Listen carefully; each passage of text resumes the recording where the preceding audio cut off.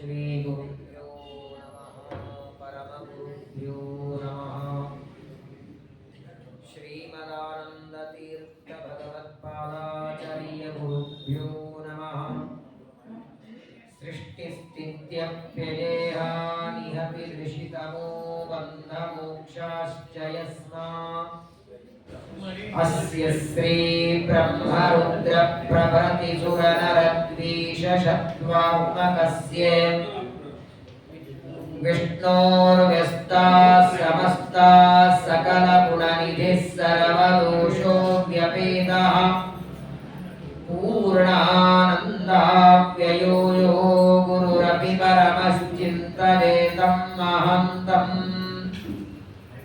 जन्माद्यस्य यतोऽन्वयादितरतश्चार्थेष्वविज्ञस्वराट् तेने ब्रह्महृदाय आदिकवये मुह्यन्ति यं सूरयः तेजो वारिमृदां यथा विनिमयो यत्र त्रिसर्गो मृषा दाम्ना स्वेन सदा निरस्तकुहकं सत्यं परं धीमहि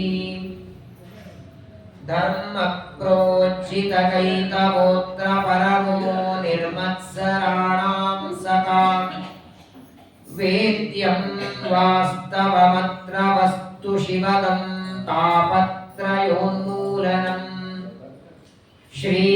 श्रीमद्भागवते महामुनिकृते किं वा परैरीश्वरः सत्यो हृद्यवरुध्यतेऽत्र कृतिभिः शुश्रूषुभिस्तक्षणात् निगमकल्पतरोर्गलितं फलं शुकमुखादमृतद्रवसंयुतं पिबत भागवतं रसमालयं मुहुरहो रसिकाः भुवि भावुकाः नमः परस्मै पुरुषाय भूयसे सदुद्भवस्थाननिरोधलीलया गृहीतशक्तित्रितयाय देहिनाम् अन्तर्ध्रुवायानुपलभ्य वर्त्मने श्रीशाङ्घ्रिभक्तिं हरिदासदास्यं प्रपन्नमन्त्रार्थदृढैकनिष्ठां गुरोस्मृतिं निर्मलबोधबुद्धिं प्रदेहि मातः परमं पदं श्रीः यो विप्रलम्ब विपरीतमतिप्रभूतान् वादान् निरस्य कृतवान् भुवि तत्त्ववादम् सर्वेश्वरो हरिरिति प्रतिपादयन्तम् आनन्दतीर्थमुनिवर्यमहं नमामि नमोऽस्तु तात्विका देवाः विष्णुभक्तिपरायणाः धर्ममार्गे प्रेरयन्तो भवन्तः सर्वदेव हि यं प्रौरजन्तमनुपेतमपेतकृत्यं द्वैपायनो विरहकातर आजुहाव पुत्रेति तन्मयतया तरवोऽपि नेदुः तं सर्वभूतहृदयं मुनिमानतोऽस्मि वक्रतुण्डमहाकाय कोटिसूर्यसमप्रभ निर्विघ्नं कुरु मे देव सर्वकार्येषु सर्वदा आपादमौलिपर्यन्तं गुरूणामाकृतिं स्मरेत् तेन विघ्नाः प्रणश्यन्ति सिद्ध्यन्ति च मनोरथाः श्रीगुरुभ्यो नमः नाहं भवद्भ्यां रहितः प्रवेक्षे मथुरां प्रभो त्यक्तुं नार्हसि मां नाथ भक्तं ते भक्तवत्सल स्वस्त्यस्तु सताम् अशेषसन्मङ्गलानि भवन्तु श्लोकैकश्रवणपठनमात्रेण कथावक्तुश्च श्रोतॄणां ನಿಖಿಲ ಕಲಿಕತ ಕಲ್ಮಜಾಪನೂತನ ಪಟುತರೆ ಮೋಕ್ಷಾತ್ಯಖಿಲ ಪುರುಷಾರ್ಥ ಸಾಧನೀಭೂತೆ ಶ್ರೀಮದ್ಭಾಗವತೆ ಮಹಾಪುರಾಣೇ ದಶಮಸ್ಕಂದೆ ಯತ್ಕಿಂಚಿತ್ ಪೂರ್ವೋಕ್ತ ಪ್ರಮೇಯಾನುವಾದಃ ಹರಿ ಓಂ ಹರಿ ಓಂ ಹರಿ ಓಂ. ಶ್ರೀ ಗುರುಭ್ಯೋ ನಮಃ.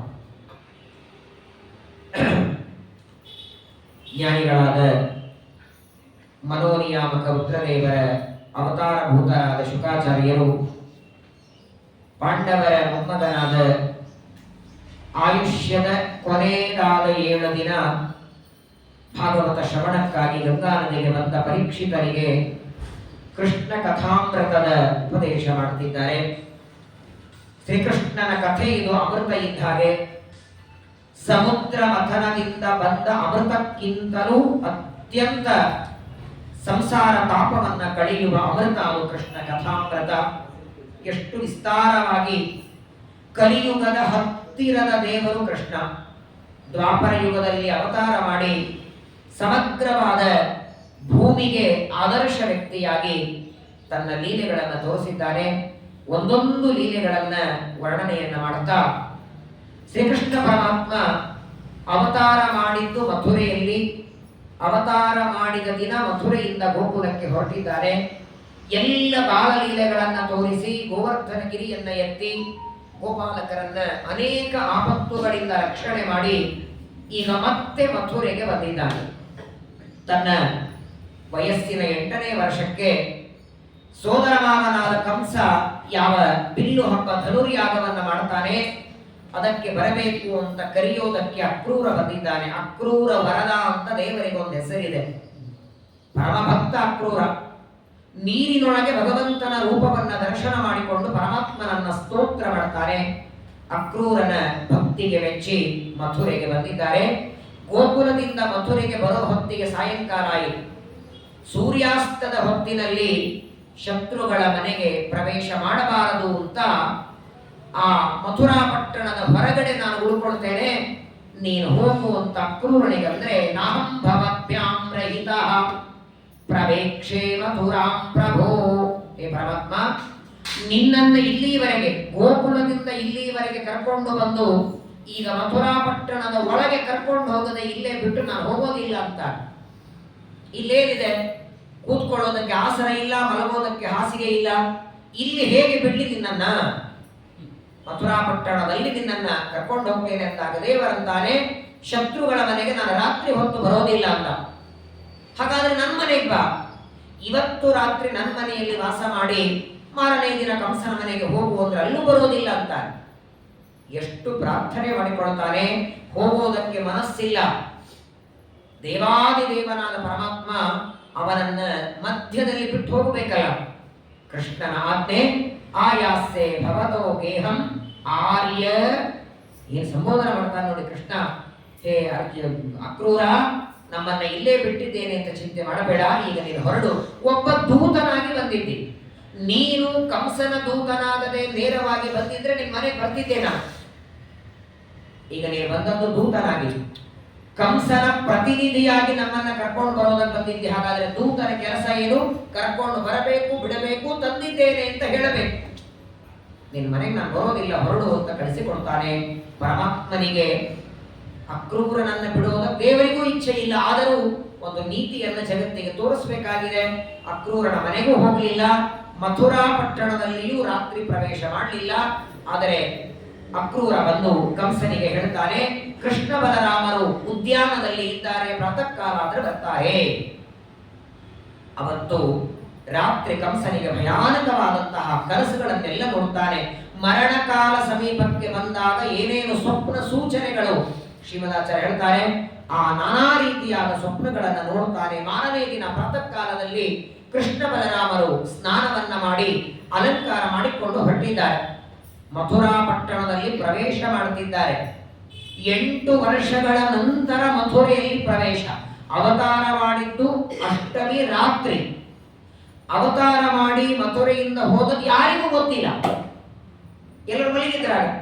ಮಲಗಿದ್ರು ಅಂದ್ರೆ ತಮ್ಮ ಮನೆಯಲ್ಲಿ ಕೃಷ್ಣಾಷ್ಟಮಿ ಆಚರಣೆ ಮಾಡ್ತಿದ್ರು, ಕೃಷ್ಣನ ಉತ್ಸವ ಮಾಡ್ತಾ ಇದ್ರು. ಆ ಪರಮಾತ್ಮನನ್ನ ಮಥುರಾ ಪಟ್ಟಣದಿಂದ ಗೋಕುಲಕ್ಕೆ ಕರ್ಕೊಂಡು ಹೋಗಿದ್ದ.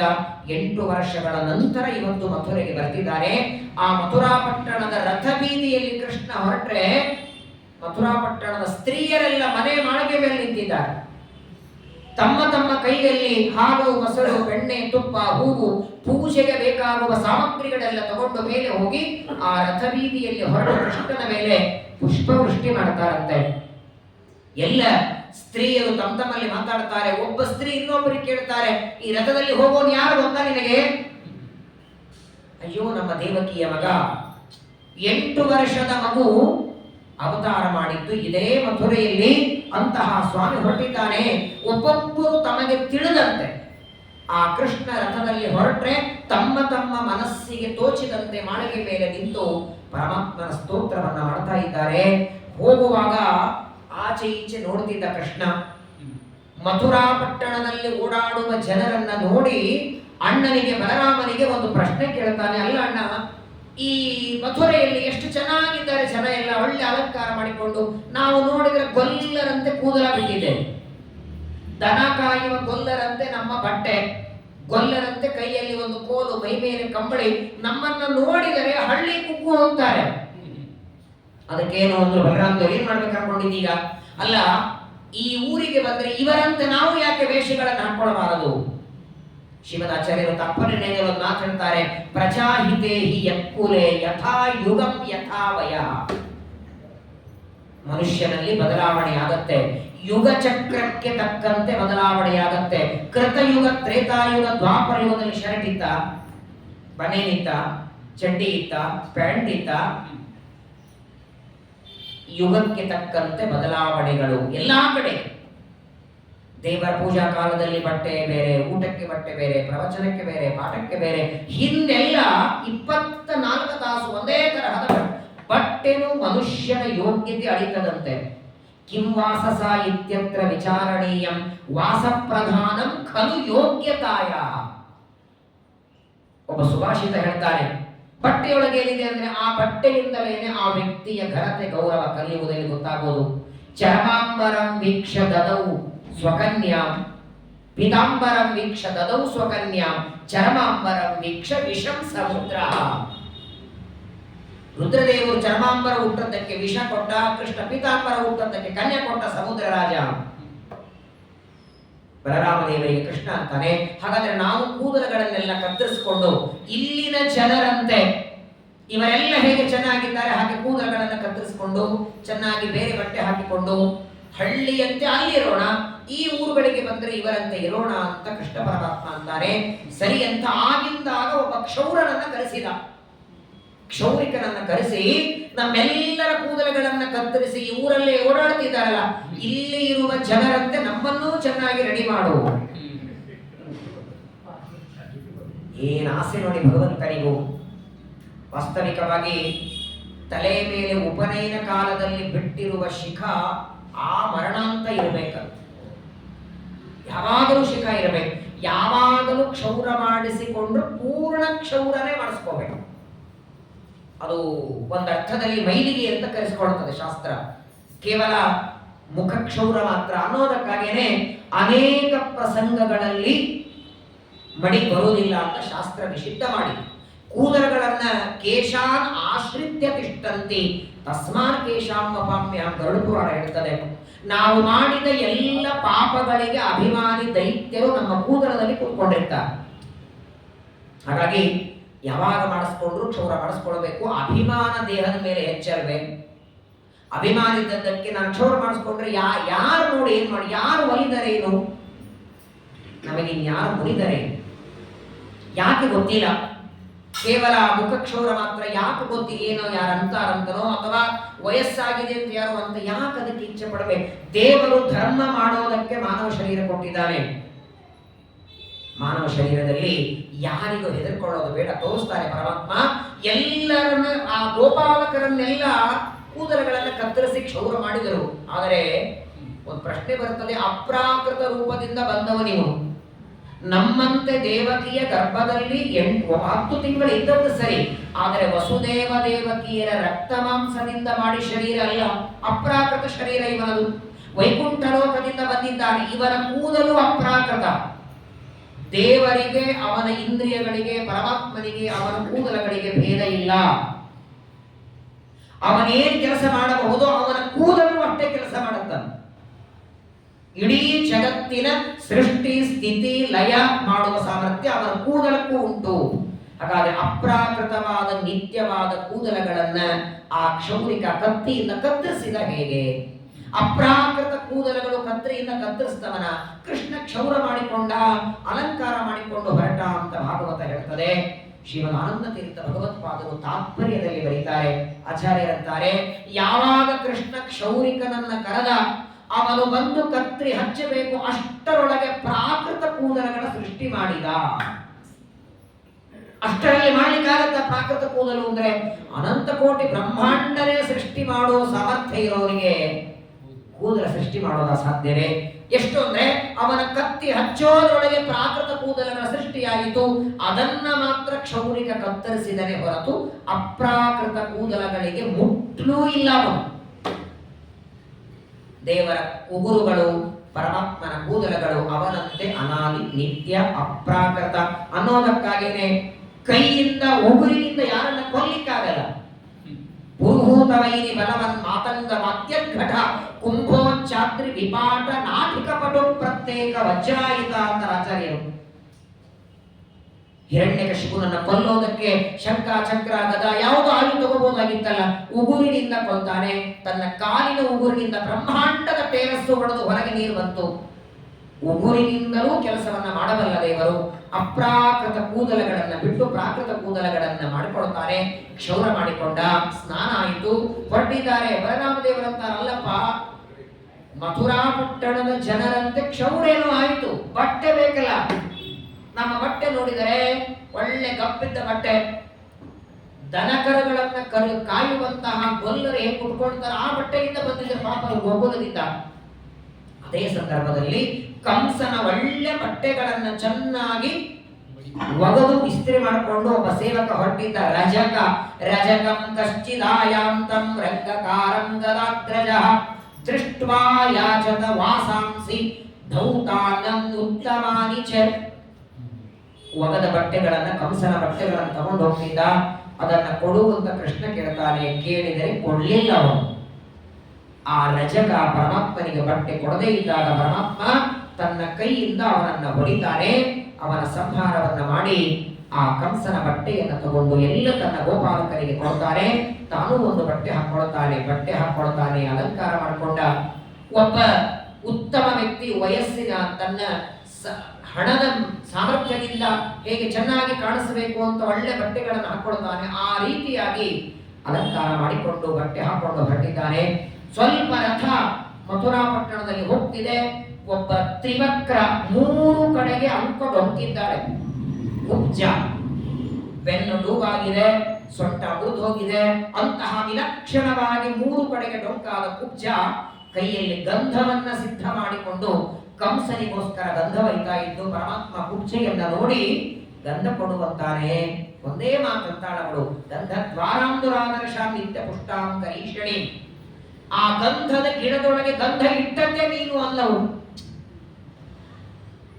ತನ್ನಷ್ಟಕ್ಕೆ ತಾನು ನೀರು ಹಾಕಿದಾಗ ಆ ಗಿಡಗಳಲ್ಲಿ ಗಂಧ ಬರೋದಿಲ್ಲ.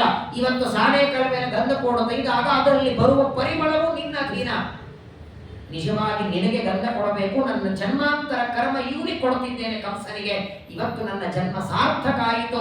ನಾನು ತೆಗೆದ ಗಂಧ ಅದು ಯಾರಿಗೆ ಮುಟ್ಟಬೇಕೋ, ಅದು ಯಾರಿಗೆ ಸರಿಯಾದ ವ್ಯಕ್ತಿಗೆ ತಲುಪಬೇಕು ತಲುಪ್ತಾ ಇದೆ.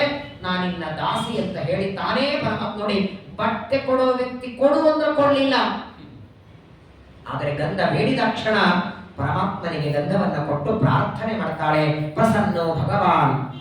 ಕುಬ್ಜೆ ಅಂತಾಳೆ, ಪರಮಾತ್ಮನಿಗೆ ಈ ದಿವ್ಯವಾದ ಗಂಧವನ್ನ ಸ್ವೀಕಾರ ಮಾಡಿ ನನ್ನ ಮೇಲೆ ಅನುಗ್ರಹ ಮಾಡುವಂದಾಗ ಪರಮಾತ್ಮ ತನ್ನ ಕಾಲಿನಿಂದ ಅವಳ ಕಾಲ ಮೇಲೆ ಕಾಲಿಟ್ಟ, ತನ್ನ ಕೈಯಿಂದ ಅವಳ ಗದ್ದವನ್ನು ಹಿಡಿದು ಜೋರಾಗಿ ಎತ್ತುತ್ತಾನೆ. 3 ಕಡೆಗೆ ಡೊಂಕಾದವಳು ಚೆನ್ನಾಗಿ ರುಜುವಾದವಳು, ಉತ್ತಮವಾದಂತಹ ಶರೀರ ಬಂತು. ಅವಳಂತಾಳೆ, ಹೇಗೋ ಇಲ್ಲಿವರೆಗೆ ಬಂದಿದ್ದಿ, ಇಲ್ಲೇ ಪಕ್ಕದಲ್ಲಿ ನನ್ನ ಮನೆ ಇದೆ, ಮನೆಗೆ ಬಾ ಅಂತ ಕರೀತಾಳೆ. ಕುಬ್ಜ ಮನೆಗೆ ಬಾ ಅಂತ ಪರಮಾತ್ಮನನ್ನ ಕರೆದರೆ ದೇವರಂತಾನೆ ಇವಾಗ ಬರೋದಿಲ್ಲ ಅಂದ. ಈಗ ಹೊರಟದ್ದು ಕಂಸನ ಸಂಹಾರಕ್ಕೆ. ಕಂಸನ ಸಂಹಾರ ಮಾಡಿ ಅವಶ್ಯವಾಗಿ ಬರ್ತೇನೆ.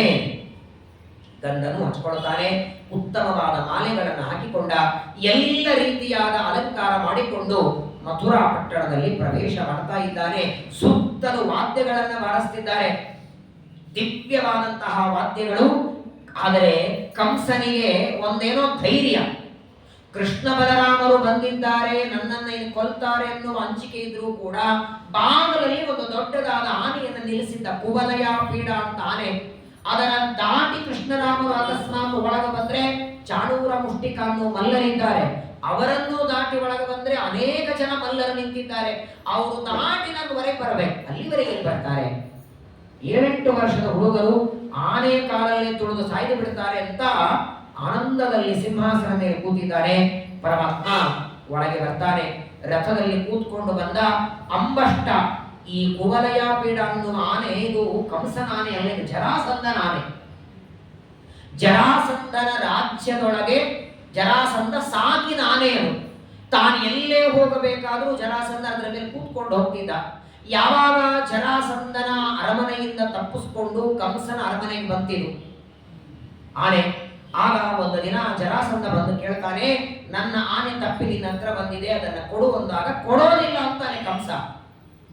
ಒಂದು ಬಾರಿ ನನ್ನ ಹತ್ರ ಬಂದಿದೆ, ಕೊಡೋದಿಲ್ಲ ಅಂದಾಗ ಕಂಸ ಜರಾಸಂಧ ಅಂತಾನೆ, ಪರವಾಗಿಲ್ಲ, ಹೇಗೋ ನಾನು 2 ಮಕ್ಕಳನ್ನು ಕೊಟ್ಟು ಮದುವೆ ಮಾಡ್ತೇನೆ, ಮದುವೆಗೆ ಇದೊಂದು ವರದಕ್ಷಿಣೆ ಅಂತ ನೀನೇ ಇಟ್ಕೋ ಅಂತ. ವರದಕ್ಷಿಣೆಯ ರೂಪದಲ್ಲಿ ಕುವಲಯ ಪೀಡ ಅನ್ನುವ ಆನೆ ಕೊಟ್ಟಿದ್ದ, ಅತ್ಯಂತ ಪ್ರಚಂಡ ಆನೆ. ಅದರ ಆ ಆನೆಗೆ ಮದ್ಯ ಕುಡಿಸಿದ್ದಾರೆ. ಮದ್ಯಪಾನ ಮಾಡಿದ ಆನೆ ಎದುರುಗಡೆ ಬಂದ ವ್ಯಕ್ತಿಯನ್ನು ತುಳಿದು ಸಾಯಿಸಿ ಬಿಡುತ್ತದೆ. ಆನೆಯನ್ನು ನಿಲ್ಲಿಸಿದ್ದಾರೆ. ಚಾಣೂರ ಮುಷ್ಟಿಕ ಅನ್ನುವ ಮಲ್ಲರು ನಿಂತಿದ್ದಾರೆ. ಪರಮಾತ್ಮ ಬರ್ತಾ ಇದ್ದಾರೆ. ಮೊದಲು ಹೇಳಿದ ಅಂಬಷ್ಟನಿಗೆ, ಮಾವುತನಿಗೆ ಹೇಳ್ತಾನೆ, ಆನೆ ಸರಸು ಒಳಗೆ ಹೋಗ್ಬೇಕಾಗಿದೆ ಅಂತ. ಆದರೆ ಅವನಿಗೇನೋ ಈ ಆನೆಯನ್ನು ಬಿಟ್ಟು ಕೃಷ್ಣನನ್ನು ಕೊಲ್ಲಬೇಕು ಅಂತ ಕರೀಂದ್ರಸ್ತಂ ಅಭಿದೃತ್ಯ ಕರೇಣ ತರಸಾಗ್ರಹಿ. ಯಾವಾಗ ಕೃಷ್ಣ ಹೇಳಿದರು ಕೇಳದೆ ಆನೆಯನ್ನ ಕೃಷ್ಣನ ಮೇಲೆ ಬಿಡುತ್ತಾನೆ. ಸುತ್ತಲೆಲ್ಲ ಕೂತವರು ನೋಡ್ತಿದ್ದಾರೆ. 8 ವರ್ಷದ ಬಾಲಕ ಏನ್ ಮಾಡತ್ತೋ ಆನೆ ಅಂತ ನೋಡ್ತಾ ಇದ್ರೆ ಆನೆಯ ಬಾಲನ್ನ ಹಿಡಿದು ಗರಗರ ತಿರುಗಿಸಿ ಅಪ್ಪಳಿಸಿ ಕೊಂದಾನೆ. ಒಂದು ಆನೆ ಕೃಷ್ಣ ಕೊಂದಿದ್ದಾನೆ. ಇದೇ ಕೃಷ್ಣನ ಪರಮ ಭಕ್ತರಾದ ಭೀಮಸೇನ ದೇವರ ಮೇಲೆ ದುರ್ಯೋಧನ 50 ಆನೆ ಬಿಟ್ಟಿದ್ದಂತೆ ಮಹಾಭಾರತ ಯುದ್ಧದಲ್ಲಿ. ಭೀಮನನ್ನ ಕೊಲ್ಲೋದಕ್ಕೆ ಅಸ್ತ್ರದಿಂದ ಶಸ್ತ್ರದಿಂದ ಸಾಧ್ಯ ಇಲ್ಲ, ಗದೆಯಿಂದ ಹೊಡೆಸ್ಕೊಂಡ್ರೆ ಸಾಧ್ಯ ಇಲ್ಲ. ದ್ರೋಣಾಚಾರ್ಯ ಹೇಳ್ತಾರೆ, ದುರ್ಯೋಧನನಿಗೆ ಭೀಮನನ್ನ ಕೊಲ್ಲೋ ಹಾಗಿದ್ರೆ 50 ಆನೆಗಳನ್ನು ಬಿಡು, ಮದ್ಯಪಾನ ಮಾಡಿ ಯಾವುದಾದ್ರೂ ಒಂದು ಆನೆ ತುಳಿದು ಹಾಕಿ ಬಿಡುತ್ತಾರೆ. ಭೀಮ ಒಬ್ಬ ಸತ್ರೆ ಅರ್ಜುನ ನಕುಲ ಸಹದೇವರನ್ನ ಅನಾಯಾಸವಾಗಿ ಬಂಧನದಲ್ಲಿ ತರಬಹುದು ಅಂತ ಅಷ್ಟು ಆನೆಗಳನ್ನು ಬಿಟ್ಟರೆ 1 ಇಂಚು ಹಿಂದೆ ಸರಿದಿಲ್ಲ ಭೀಮಸೇನ ದೇವರು. ತಾವು ನಿಂತಲ್ಲಿ ನಿಂತ್ಕೊಂಡಿದ್ದಾರೆ. ಆನೆಗಳು ಬಂದದ್ದು ಬಂದರೆ ಒಂದೊಂದು ಆನೆಗಳ ಬಾಲ ತಿರುಗಿಸಿ 2 ಕೈಯಿಂದ ಮೇಲೆ ಎಸೆದರೆ 50 ಆನೆಗಳನ್ನ ಮೇಲೆ ಎಸೆದರೆ 18 ದಿನದ ಯುದ್ಧ ಮುಗಿದ ಮೇಲೆ ಕೆಳಗೆ ಬಿದ್ದಿದ್ದು ಅಂತೆ ಆನೆಗಳು. 18 ದಿನಗಳವರೆಗೆ ಲೆಕ್ಕ ಇಲ್ಲದೆ ಇದೇ ಹನುಮಂತನೇ, ಇದೇ ಭೀಮಸೇನ ದೇವರೇ, ವಾಯುದೇವರು ದರ್ಶನಕ್ಕೆ ಬಂದಿರ್ತಾರೆ. ವೆಂಕಟೇಶ್ ಕಲ್ಯಾಣದಲ್ಲಿ ಮನೆ ಕೇಳಿದ್ರಲ್ಲ, ಆನಂದಗಿರಿ ಪರ್ವತಕ್ಕೆ ಕಿರುಬೆರಳಿನ ಉಗುರಿನ ಸ್ಪರ್ಶ ಮಾಡಿದ್ದಕ್ಕೆ ಪರ್ವತ ದಿಕ್ಕು ತಪ್ಪಿ ಹಾರಿತು. ಜೀವೋತ್ತಮರಾದ ವಾಯುದೇವರಿಗೆ ಈ ಸಾಮರ್ಥ್ಯ ಇರಬೇಕಾದರೆ ಸರ್ವೋತ್ತಮನಾದ ಭಗವಂತ ಅನಾಯಾಸವಾಗಿ ಕುವಲಯ ಪೀಡ ಅನ್ನುವ ಆನೆಯನ್ನ ಕೊಂದು ಹಾಕಿಬಿಟ್ಟ. ಆನೆ ಸತ್ತೋಯಿತು ಅಂತ ಕಂಸನಿಗೆ ಗೊತ್ತಾಯಿತು, ನಾನು ಸತ್ತೆ ಎಂದ. ಭರವಸೆ ಇದ್ದವನಿಗೆ ಆನೆಯನ್ನ ದಾಟಿ ರಾಮಕೃಷ್ಣರು ಒಳಗೆ ಬರಲ್ಲ ಅನ್ಕೊಂಡಿದ್ದವನು ಅವರನ್ನ ಕೊಂದು ಹಾಕಿ ಒಳಗೆ ಬರ್ತಾನೆ. ಒಳಗೆ ಚಾಣೂರ ಮುಷ್ಟಿಕ ಅನ್ನುವ ಮಲ್ಲರು ನಿಂತಿದ್ದಾರೆ. ನೋಡಿ, ಯುದ್ಧಕ್ಕೆ ಒಂದು ರಂಗಮಂಚ ಮಾಡಿದ್ದಂತೆ ಕಂಸ. ಭರತನಾಟ್ಯ ಮಾಡೋದಕ್ಕೆ ಏನೋ ಕಾರ್ಯಕ್ರಮಕ್ಕೆ ರಂಗಮಂಚ ಮಾಡ್ತಾರೆ, ಕೃಷ್ಣನ ಜೊತೆಗೆ ಯುದ್ಧ ಮಾಡೋದಕ್ಕಾಗಿ ರಂಗಮಂಚ ಮಾಡ್ತಾರೆ. ರಥದಲ್ಲಿ ಅಲ್ಲಿಯವರೆಗೆ ಬಂದು ಆನೆಯನ್ನ ಕೊಂದು ರಥದ ಮೇಲೆ ಆ ರಂಗಮಂಚದ ಮೇಲೆ ಕೃಷ್ಣ ಬಂದ. ಶುಕಾಚಾರ್ಯ ಅಂತಾರೆ, ಪರೀಕ್ಷಿತನಿಗೆ ರಂಗಮಂಚದ ಮೇಲೆ ಬಂದ್ರೆ ಕೃಷ್ಣ ಅಲ್ಲಿ ನೋಡುವ ಜನರಿಗೆ ಹೇಗೆ ಕಂಡ, ಒಬ್ಬನೇ ವ್ಯಕ್ತಿ ಒಬ್ಬೊಬ್ಬರಿಗೆ ಒಂದೊಂದು ತರ ಕಂಡ. ಬಹಳ ಸುಂದರ ವರ್ಣನೆ ಮಾಡ್ತಾರೆ. ಮಲ್ಲಾನಾಂ ಅಶನಿಂದ್ರಣಾಂ ನರವರಃ ಸ್ತ್ರೀಣಾಂ ಸ್ಮರೋ ಮೂರ್ತಿವಾನ್ ಗೋಪಾನಾಂ ಸ್ವಜನೋ ಸತಾಂ ಕ್ಷಿತಿವ್ರತಾಂ ಶಾಸ್ತಾ ಸ್ವಪಿತ್ರೋ ಶಿಶುಃ ಮೃತ್ಯುರ್ಭೋಜಪತೇರ್ವಿಧಾತೃವಿಹಿತಃ ತತ್ವಂ ಪರಂ ಯೋಗಿನಾಂ ವೃಷ್ಟೀನಾಂ ಚ ಪತಿಃ ಸದೈವ ಶುಶುಭೆ ರಂಗೇಚ್ಯುತಃ ಸಾಗ್ರಜಃ. ಈ ವಿಚಿತ್ರ ನೋಡಿ, ಕೃಷ್ಣ ಆ ರಂಗಮಂಚದ ಮೇಲೆ ಬಂದ್ರೆ ದೂರದಲ್ಲಿ ನಿಂತ ಕಂಸನಿಗೆ ಹೇಗೆ ಕಂಡ? ಮಲ್ಲಾನಾಂ, ಅಲ್ಲಿ ಯುದ್ಧ ಮಾಡುವ ಮಲ್ಲರಿಗೆ ಅಶನಿಹಿ, ದೊಡ್ಡದಾದ ಸಿಡಿಲು ಮೈ ಮೇಲೆ ಬೀಳುತ್ತಿದೆ, ಭಯಾನಕವಾದ ಶರವು, ದೊಡ್ಡದಾದ ವಜ್ರಾಯುಧ ಬಿದ್ದಂತೆ ಮಲ್ಲರಿಗೆ ಕಂಡ. ಸ್ತ್ರೀಣಾಂ, ಅಲ್ಲಿರುವ ಸ್ತ್ರೀಯರಿಗೆ ನರವರ, ಒಳ್ಳೆ ಮದುವೆ ಮದುಮಗ ಕಂಡಂತೆ ಕಂಡ ಅಂತೆ. ಒಬ್ಬನೇ ಕೃಷ್ಣ, ನೋಡುವ ದೃಷ್ಟಿಗಳೇ ಎಲ್ಲರದು ಬೇರೆ. ಮಲ್ಲರಿಗೆ ಒಂದ ತರ, ಸ್ತ್ರೀಯರಿಗೆ ಒಂದ ತರ. ಇನ್ನ ಕಾಮ ಮನ್ಮಥ ನಿಂತಿದ್ದ, ಅವನು ನೋಡಿದ ದೇವತೆಗಳಲ್ಲಿ ನಾನೇ ಚಲುವ ಅನ್ಕೊಂಡಿದ್ದೆ, ಇವನ ಮುಂದೆ ನನ್ನ ಚಲುವತನ ಏನಿಲ್ಲ, ನನಗಿಂತ ಸುಂದರ ಇದ್ದಾನೆ ಅಂತ ಕಾಮನಿಗೆ ಆಶ್ಚರ್ಯ ಆಯ್ತ. ಜೊತೆಗೆ ಬಂದ ಗೋಪಾಲಕರಿಗೆ ನಮ್ಮವ ಸ್ವಜನ, ನಮ್ಮ ಸ್ವಾಮಿ ಅಂತ ಅವರು ನೋಡಿದರಂತೆ. ರಾಜರೆಲ್ಲರೂ ನೋಡಿದರು. ಶಾಸ್ತ, ದಂಡಧಾರಕರಾದ ವ್ಯಕ್ತಿ ಅಂತ ಅವರಿಗೆ ಕಂಡ. ಸ್ವಪಿತ್ರೋ, ತಂದೆ ತಾಯಿಗಳಿಗೆ. ಶಿಶು, ನನ್ನ ಮಗ ಅಂತ ಅವರಿಗೆ ಕಾಣ್ತಾನೆ. ಕಂಸನಿಗೆ ಮೃತ್ಯುವಾಗಿ ಕಂಡ. ಮೃತ್ಯು ಭೋಜಪತೆ ವಿಧಾತ್ರ ವಿಹಿತ ತತ್ವಂ ಪರಂ ಯೋಗಿನ, ತಪಸ್ಸು ಮಾಡುವ ಯೋಗಿಗಳಿಗೆ ನಮ್ಮ ಸಾಕ್ಷಾತ್ಕಾರ ಮಾಡುವ ತತ್ವವಾಗಿ ಕಂಡ. ಒಬ್ಬರೇ ಪರಮಾತ್ಮ ಆ ರಂಗಮಂಚದಲ್ಲಿ ಆ ರೀತಿಯಾಗಿ ಕಾಣುತ್ತಿದ್ದಾರೆ. ರಂಗಮಂಚದ ಮೇಲೆ ಬಂದ ಚಾಣೂರ, ಮುಷ್ಟಿಕ ಅನ್ನುವ ಮಲ್ಲರು ಬಂದಿದ್ದಾರೆ. ಚಾಣೂರನ ಜೊತೆಗೆ ಕೃಷ್ಣ ಯುದ್ಧ ಮಾಡ್ತಾರೆ, ಮುಷ್ಟಿಕನ ಜೊತೆಗೆ ಬಲರಾಮದೇವರು. ಚಾಣೂರ ಅಂಧ್ರ ನಿಶೂಧನ, ವಿಷ್ಣು ಸಹಸ್ರನಾಮದಲ್ಲಿ ಪರಮಾತ್ಮನನ್ನ ಚಾಣೂರ ನಿಶೋಧನ ಅಂತ ಭೀಷ್ಮಾಚಾರ್ಯ ಹೇಳ್ತಾರೆ. ಆ ಚಾಣೂರ ಮುಷ್ಟಿಕರ ಜೊತೆಗೆ ಘನಘೋರವಾದ ಯುದ್ಧ ನಡೀತದೆ. ಪರಮಾತ್ಮ ಅವರಿಬ್ಬರನ್ನು ಸಂಹಾರ ಮಾಡಿ ಒಳಗೆ ಬರ್ತಾರೆ. ಅನಂತರದಲ್ಲಿ ಇನ್ನು ಅನೇಕ ಜನ ಮಲ್ಲರು ಯುದ್ಧಕ್ಕೆ ಬರ್ತಾರೆ. ಅವರೆಲ್ಲರನ್ನ ಅನಾಯಾಸವಾಗಿ ಸಂಹಾರ ಮಾಡಿ ಒಳಗೆ ಬರ್ತಾನೆ. ಎಷ್ಟು ಒಳಗೆ ಕೂತ್ಕೊಂಡಿದ್ದ, ತನ್ನ ರಾಜ್ಯದ ಅರಮನೆ ಒಳಗೆ ಒಳಗೆ ಒಳಗೆ ತಾನು ಸುರಕ್ಷಿತವಾಗಿರಬೇಕು ಅಂತ ಮಲ್ಲರನ್ನೆಲ್ಲ ಹೊರಗೆ ಇಟ್ಟಿದ್ದ. ಅವರೆಲ್ಲರನ್ನೂ ಸಂಹಾರ ಮಾಡ್ತಾ ಮಾಡ್ತಾ ಪರಮಾತ್ಮ ಒಳಗೆ ಬರ್ತಾನೆ. ಒಳಗೆ ಬಂದು ನೋಡುತ್ತಾನೆ, ಎತ್ತರವಾದ ಸಿಂಹಾಸನ ಮೇಲೆ ಕೂತಿದ್ದಾನೆ ಕಂಸ. ಆ ಸಿಂಹಾಸನ ಮೇಲೆ ಕೂತಂತಹ ಕಂಸನನ್ನ ನೋಡಿ ಪರಮಾತ್ಮ ಅಲ್ಲೇ ಅವನನ್ನ ಸಂಹಾರ ಮಾಡಬೇಕಾಗಿತ್ತು. ಆದರೆ ಸಿಂಹಾಸನದ ಒಂದು ಗೌರವವನ್ನ ಪರಮಾತ್ಮ ರಕ್ಷಣೆ ಮಾಡ್ತಾನೆ. ಇದೊಂದು ನಿಯಮ. ಏನಿದ್ರು ರಾಜ ಎಷ್ಟೇ ದುಷ್ಟನಾಗಿರಲಿ, ಸಿಂಹಾಸನದ ಮೇಲೆ ಕೂತಾಗ ಅವನನ್ನ ಕೊಲ್ಲೋದಲ್ಲ, ಅವನನ್ನ ಬೈಯೋದು, ನಿಂದೆ ಮಾಡೋದು ರಾಜನಿಗೆ ಮಾಡಬಾರದು. ಆ ಸಿಂಹಾಸನದ ಗೌರವ ರಕ್ಷಣೆ ಮಾಡಬೇಕು ಅಂತ ಪರಮಾತ್ಮ ಎತ್ತರ ಸಿಂಹಾಸನ ಮೇಲೆ ಕೂತಂತಹ ಕಂಸನನ್ನ ಜೋರಾಗಿ ಹಾರಿದ. ಮೇಲೆ ಹಾರಿ ಕಂಸನನ್ನ ನೆಲದ ಮೇಲೆ ಹಾಕ್ತಾನೆ. ಅವತ್ತಿನವರೆಗೆ ಕಂಸ ಮಾಡಿದ ಎಲ್ಲ ಅನ್ಯಾಯ, ನೂರಾರು ಸಾವಿರಾರು ಜನರಿಗೆಲ್ಲ ತೊಂದರೆ ಕೊಟ್ಟಿದ್ದ, ಸರಿಯಾಗಿ ಶ್ರಾದ್ದ ಕರ್ಮ ಯಾರು ಮಾಡ್ಲಿಕ್ಕೆ ಆಗ್ತಿರ್ಲಿಲ್ಲ. ಯಜ್ಞ, ಯಾಗ, ಶ್ರಾದ್ದ, ಕರ್ಮ ಯಾವ ಕರ್ಮಗಳಿಲ್ಲ. ಅಷ್ಟು ಬಂಧನದಲ್ಲಿ ಇಟ್ಟಿದ್ದ. ಸ್ವತಃ ತಂದೆ ತಾಯಿಗಳಿಗೆ, ತನ್ನ ತಂದೆ ತಾಯಿಗಳಾದ ವಸುದೇವ ದೇವಕಿಯರಿಗೂ ಕಂಸನ ತಂದೆ ಉಗ್ರಸೇನನಿಗೂ ಬಂಧನದಲ್ಲಿ ಇಟ್ಟಿದ್ದ. ಪರಮಾತ್ಮ ಅದನ್ನೆಲ್ಲ ನೆನೆಸಿಕೊಂಡು ಕಂಸನನ್ನ ನೆಲದ ಮೇಲೆ ಅಷ್ಟು ಮೇಲೆ ಹಾರಿ ನೆಲಕ್ಕೆ ಹಾಕಿ ಅವನ ಎದೆ ಮೇಲೆ ಕೂತು ಜೋರಾಗಿ ಎದೆಗೆ ಗುದ್ದುತ್ತಾ. ವರ್ಷ 8 ವರ್ಷ ಅವನಿಗೆ. 8 ವರ್ಷದ ವಯಸ್ಸಾದರೂ ಕೃಷ್ಣ ಪರಮಾತ್ಮನ ಒಂದು ಏಟು ಜೋರಾಗಿ ಗುದ್ದಿದ್ದಾನೆ. ಕಂಸನ ಬಾಯಿಯಿಂದ ರಕ್ತ ಕಾರ್ತಾ ಕಂಸ ಕಂಸನ ದೇಹವನ್ನು ಬಿಡುತ್ತಾನೆ. ಕಂಸನ ಸಂಹಾರ ಮಾಡುತ್ತಾನೆ. ಕಂಸನ ಶರೀರದೊಳಗೆ 2 ಜೀವರಿದ್ದಾರೆ. ಕಾಲನೇಮಿ ಎನ್ನುವ ದೈತ್ಯ, ಹಾಗೆ ಪರಮಾತ್ಮನ ಈ ಎದೆಗೆ ಒತ್ತದ್ದಕ್ಕೆ ಭೃಗು ಋಷಿಗಳು ಕಂಸನ ಶರೀರದಲ್ಲಿ ಆವಿಷ್ಟರಾಗಿದ್ದಾರೆ. ಆ ಭೃಗು ಋಷಿಗಳಿಗೆ ಅವರಿಗೆ ಯೋಗ್ಯವಾದ ಸದ್ಗತಿಯನ್ನ ಕೊಟ್ಟು ಕಾಲನೇಮಿ ದೈತ್ಯನಾದ ಕಂಸನನ್ನ ಪರಮಾತ್ಮ ಅಂಧಂತಮಸ್ಸಿಗೆ ಕಳಿಸ್ತಾನೆ. ಯಾವಾಗ ಕಂಸನ ಸಂಹಾರ ಮಾಡುತ್ತಾನೆ, ಆಕಾಶದಲ್ಲಿ ದೇವತೆಗಳೆಲ್ಲ ಪುಷ್ಪವೃಷ್ಟಿ ಮಾಡ್ತಾರೆ. ನೋಡಿ, ಒಬ್ಬ ದುಷ್ಟ ಸತ್ರೆ ಯಾರಿಗೋ 3, 4, 8, 10 ಜನರಿಗೆ ಆನಂದ ಆಗುತ್ತೆ. ಅಲ್ಲ, ಕಂಸನ ಸಂಹಾರದಿಂದ ಇಡೀ ಜಗತ್ತಿಗೆ ಆನಂದ ಆಗಿದೆ. ಇದರಿಂದ ವಿಚಾರ ಮಾಡಿ ಎಷ್ಟು ಜನರಿಗೆ ತೊಂದರೆ ಕೊಟ್ಟಿದ್ದಾವೆ. ಬದುಕಿದ್ದಾಗ ಎಷ್ಟು ಜನರಿಗೆ ತೊಂದರೆಯನ್ನು ಕೊಟ್ಟಿದ್ದ, ಯಾವ ರೀತಿಯಿಂದ ಅನ್ಯಾಯವನ್ನ ಮಾಡಿದ್ದ, ಅವನನ್ನ ಸಂಹಾರ ಮಾಡಿ ಪರಮಾತ್ಮ ಕಂಸನ ಸಂಹಾರ ಮಾಡಿ ಅದರ ನಂತರ ಮರುಕ್ಷಣದಲ್ಲಿ ಮಾಡಿದ ಕೆಲಸ, ಬಂಧನದಲ್ಲಿದ್ದ ತಂದೆ ತಾಯಿಯನ್ನು ಬಿಡಿಸ್ತಾನೆ. ವಸುದೇವ ದೇವಕಿಯರನ್ನ ಯಾವ ಬಂಧನದಲ್ಲಿ ಇಟ್ಟಿದ್ದ ಅವರನ್ನ ಭಗವಂತ ಬಿಡಿಸಿದ. ಆ ವಸುದೇವ ದೇವಕಿಯರ ಬಂಧನ ಬಿಡಿಸಿದ ಮೇಲೆ ದೇವಕಿ ತೊಡೆ ಮೇಲೆ ಕೂಡಿಸ್ಕೊಳ್ಳಂತೆ. ಕಣ್ಣೊಳಗೆ ದಳ ದಳ ದಳ ನೀರು ಬರ್ತದೆ. ತಾಯಿನೇ ಅಲ್ವೇ? ಅದು ಪರಮಾತ್ಮನ ತಾಯಿ ಆದರೇನು, ಸಾಮಾನ್ಯ ಮಕ್ಕಳ ತಾಯಿ ಆದರೇನು? 9 ತಿಂಗಳು ಗರ್ಭದಲ್ಲಂತೂ ಇದ್ನಲ್ಲ. ದೇವಕಿಯ ರಕ್ತದ ಸಂಬಂಧ ಇರಲಿಕ್ಕಿಲ್ಲ ಕೃಷ್ಣನಿಗೆ.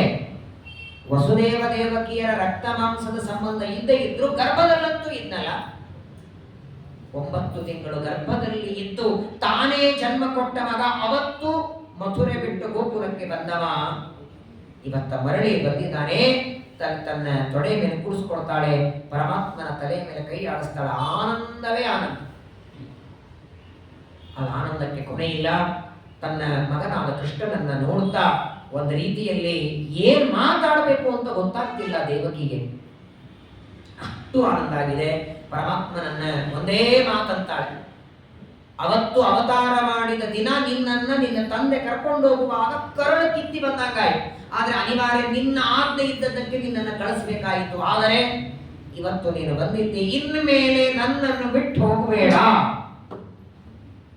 ನಿನ್ನ ಜೊತೆಗೆ ನಾನು ಇರಬೇಕು ಅಂತ ಸಂಕಲ್ಪ ಮಾಡಿದ್ದೇನೆ. ಇರಬೇಕು ಅಂತ ಕ್ಷಣ ತಾಯಿಯ ಮಾತು ಏನಿದ್ರೂ ತಂದೆ ತಾಯಿಗಳ ಮಾತು ನಡೆಸಬೇಕಾದದ್ದು ಮಕ್ಕಳ ಧರ್ಮ. ಆಗಲಿ ಅನ್ನ ದೇವರು, ಇನ್ನು ಮೇಲೆ ನಿನ್ನ ಜೊತೆಗೆ ಇರ್ತೇನೆ ಅಂತ ಹೇಳಿ ಮೊದಲು ವಸುದೇವ ದೇವಕಿಯರನ್ನ ಬಿಡಿಸ್ತಾನೆ.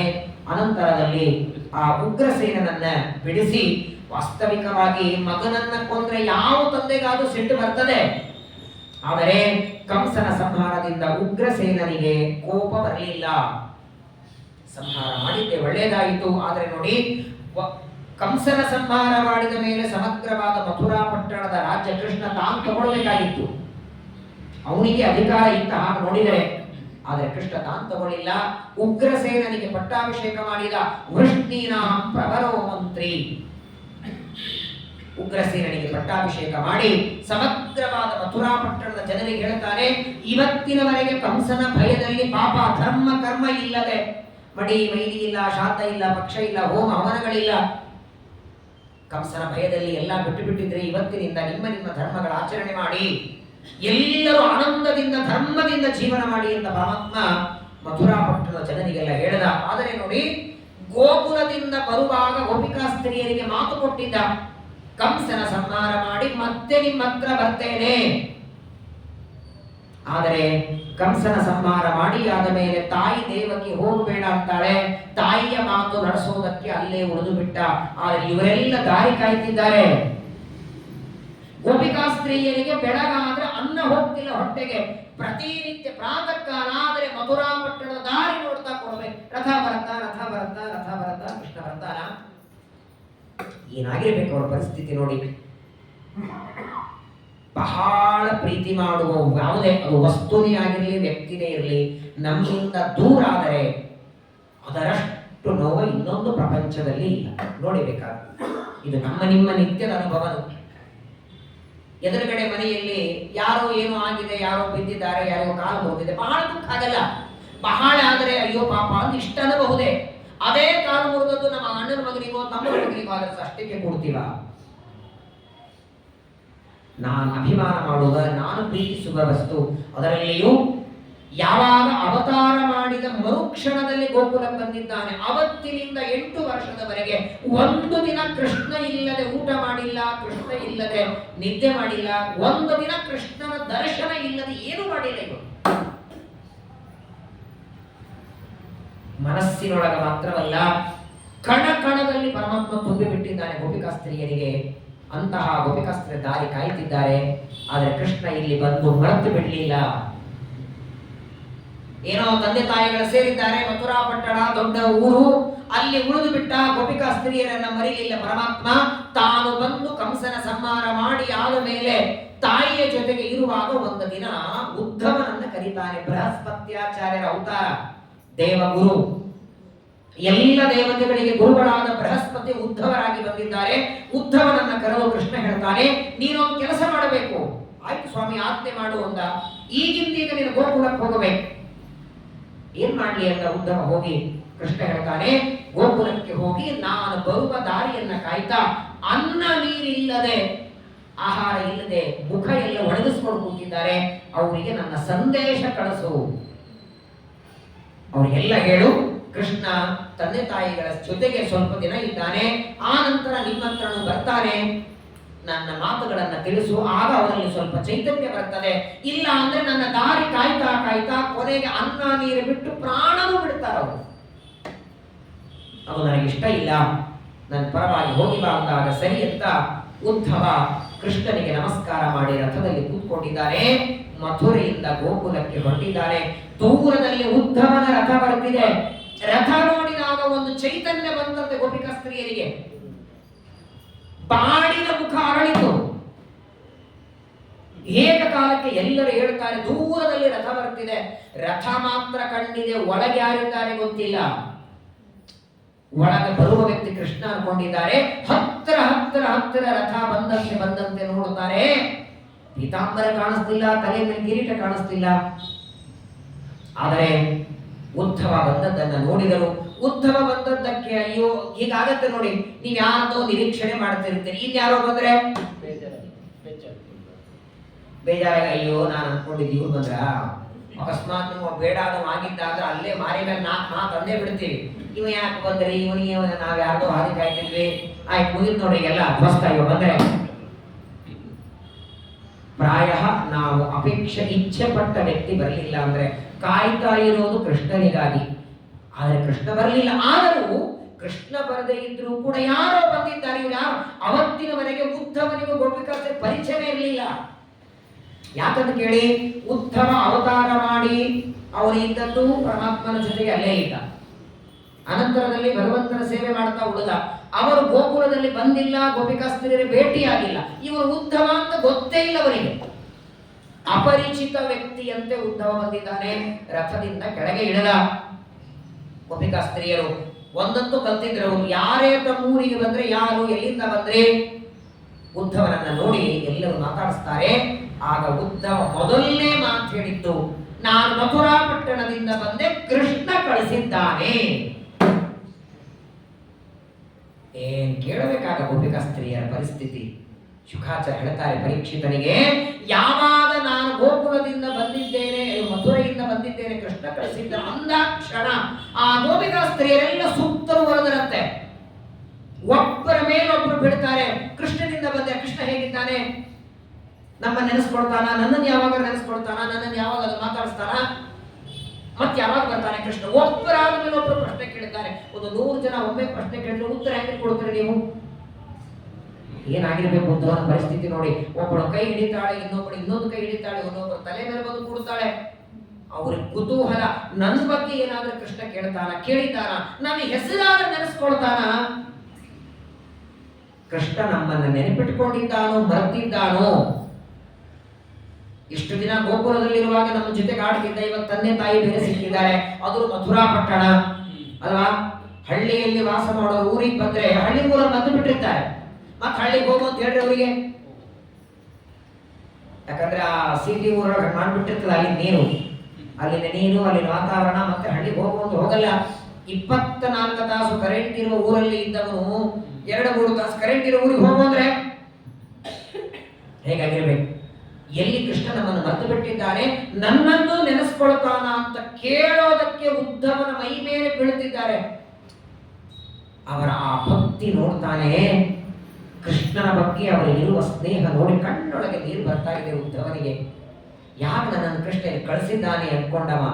ಇವರೇನು ಸಾಮಾನ್ಯ ಭಕ್ತರು, ಇವರಿಗೋಸ್ಕರ ನನ್ನನ್ನು ಯಾಕೆ ಕಳಿಸಿದ್ದಾನೆ ಅಂತ ಉದ್ಧವನಿಗೆ ದಾರಿಯಲ್ಲಿ ಬರುವಾಗ ಒಂದು ಚಿಂತೆ ತಲೆಯಲ್ಲಿತ್ತು. ಇವರನ್ನ ನೋಡಿದಾಗ ಗೊತ್ತಾಯ್ತು.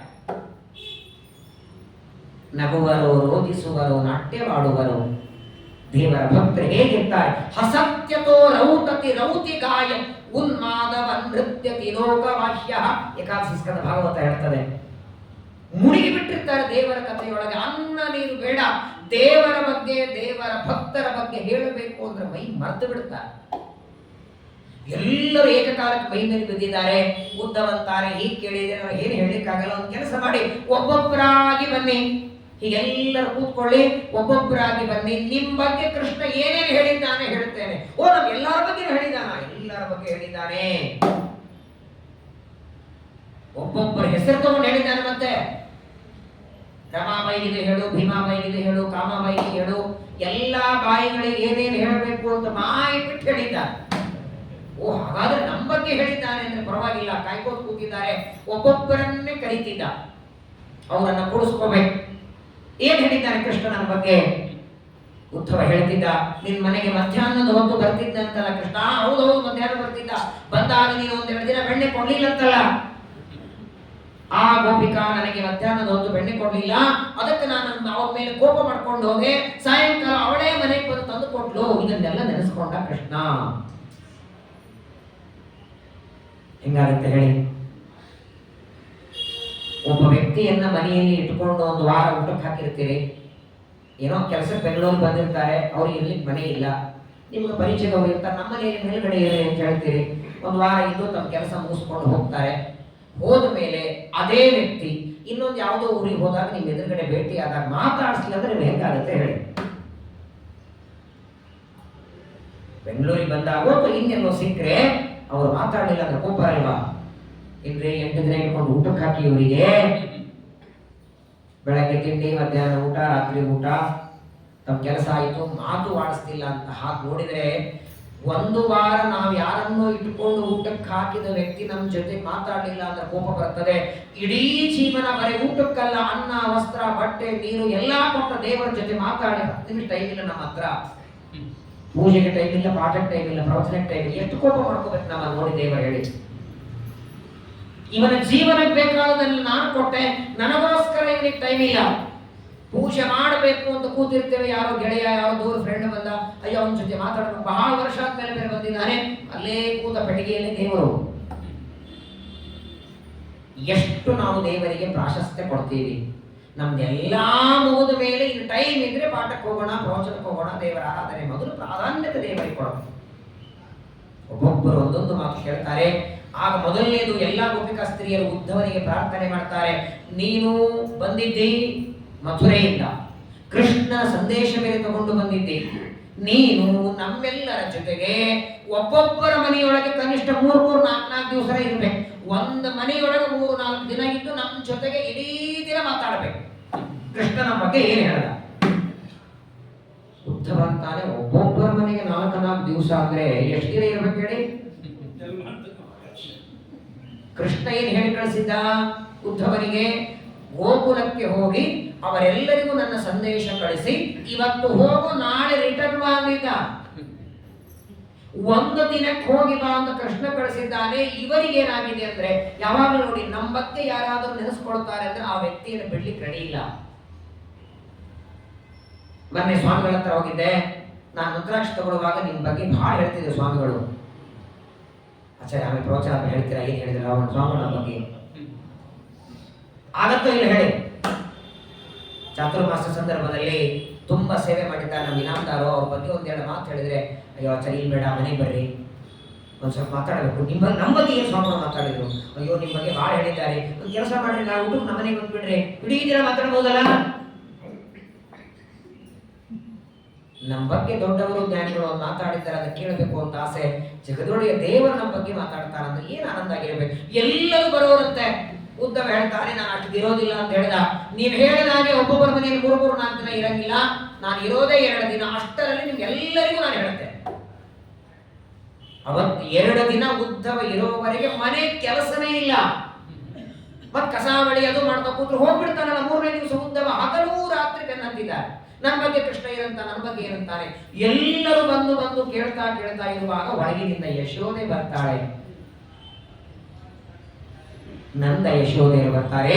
ಯಶೋದೆ ಬಂದು ಉದ್ಧವನಿಗೆ ಅಂತಾಳೆ, ನನ್ನನ್ನು ಯಾವಾಗ ನೆನೆಸ್ಕೊಳ್ತಾನ?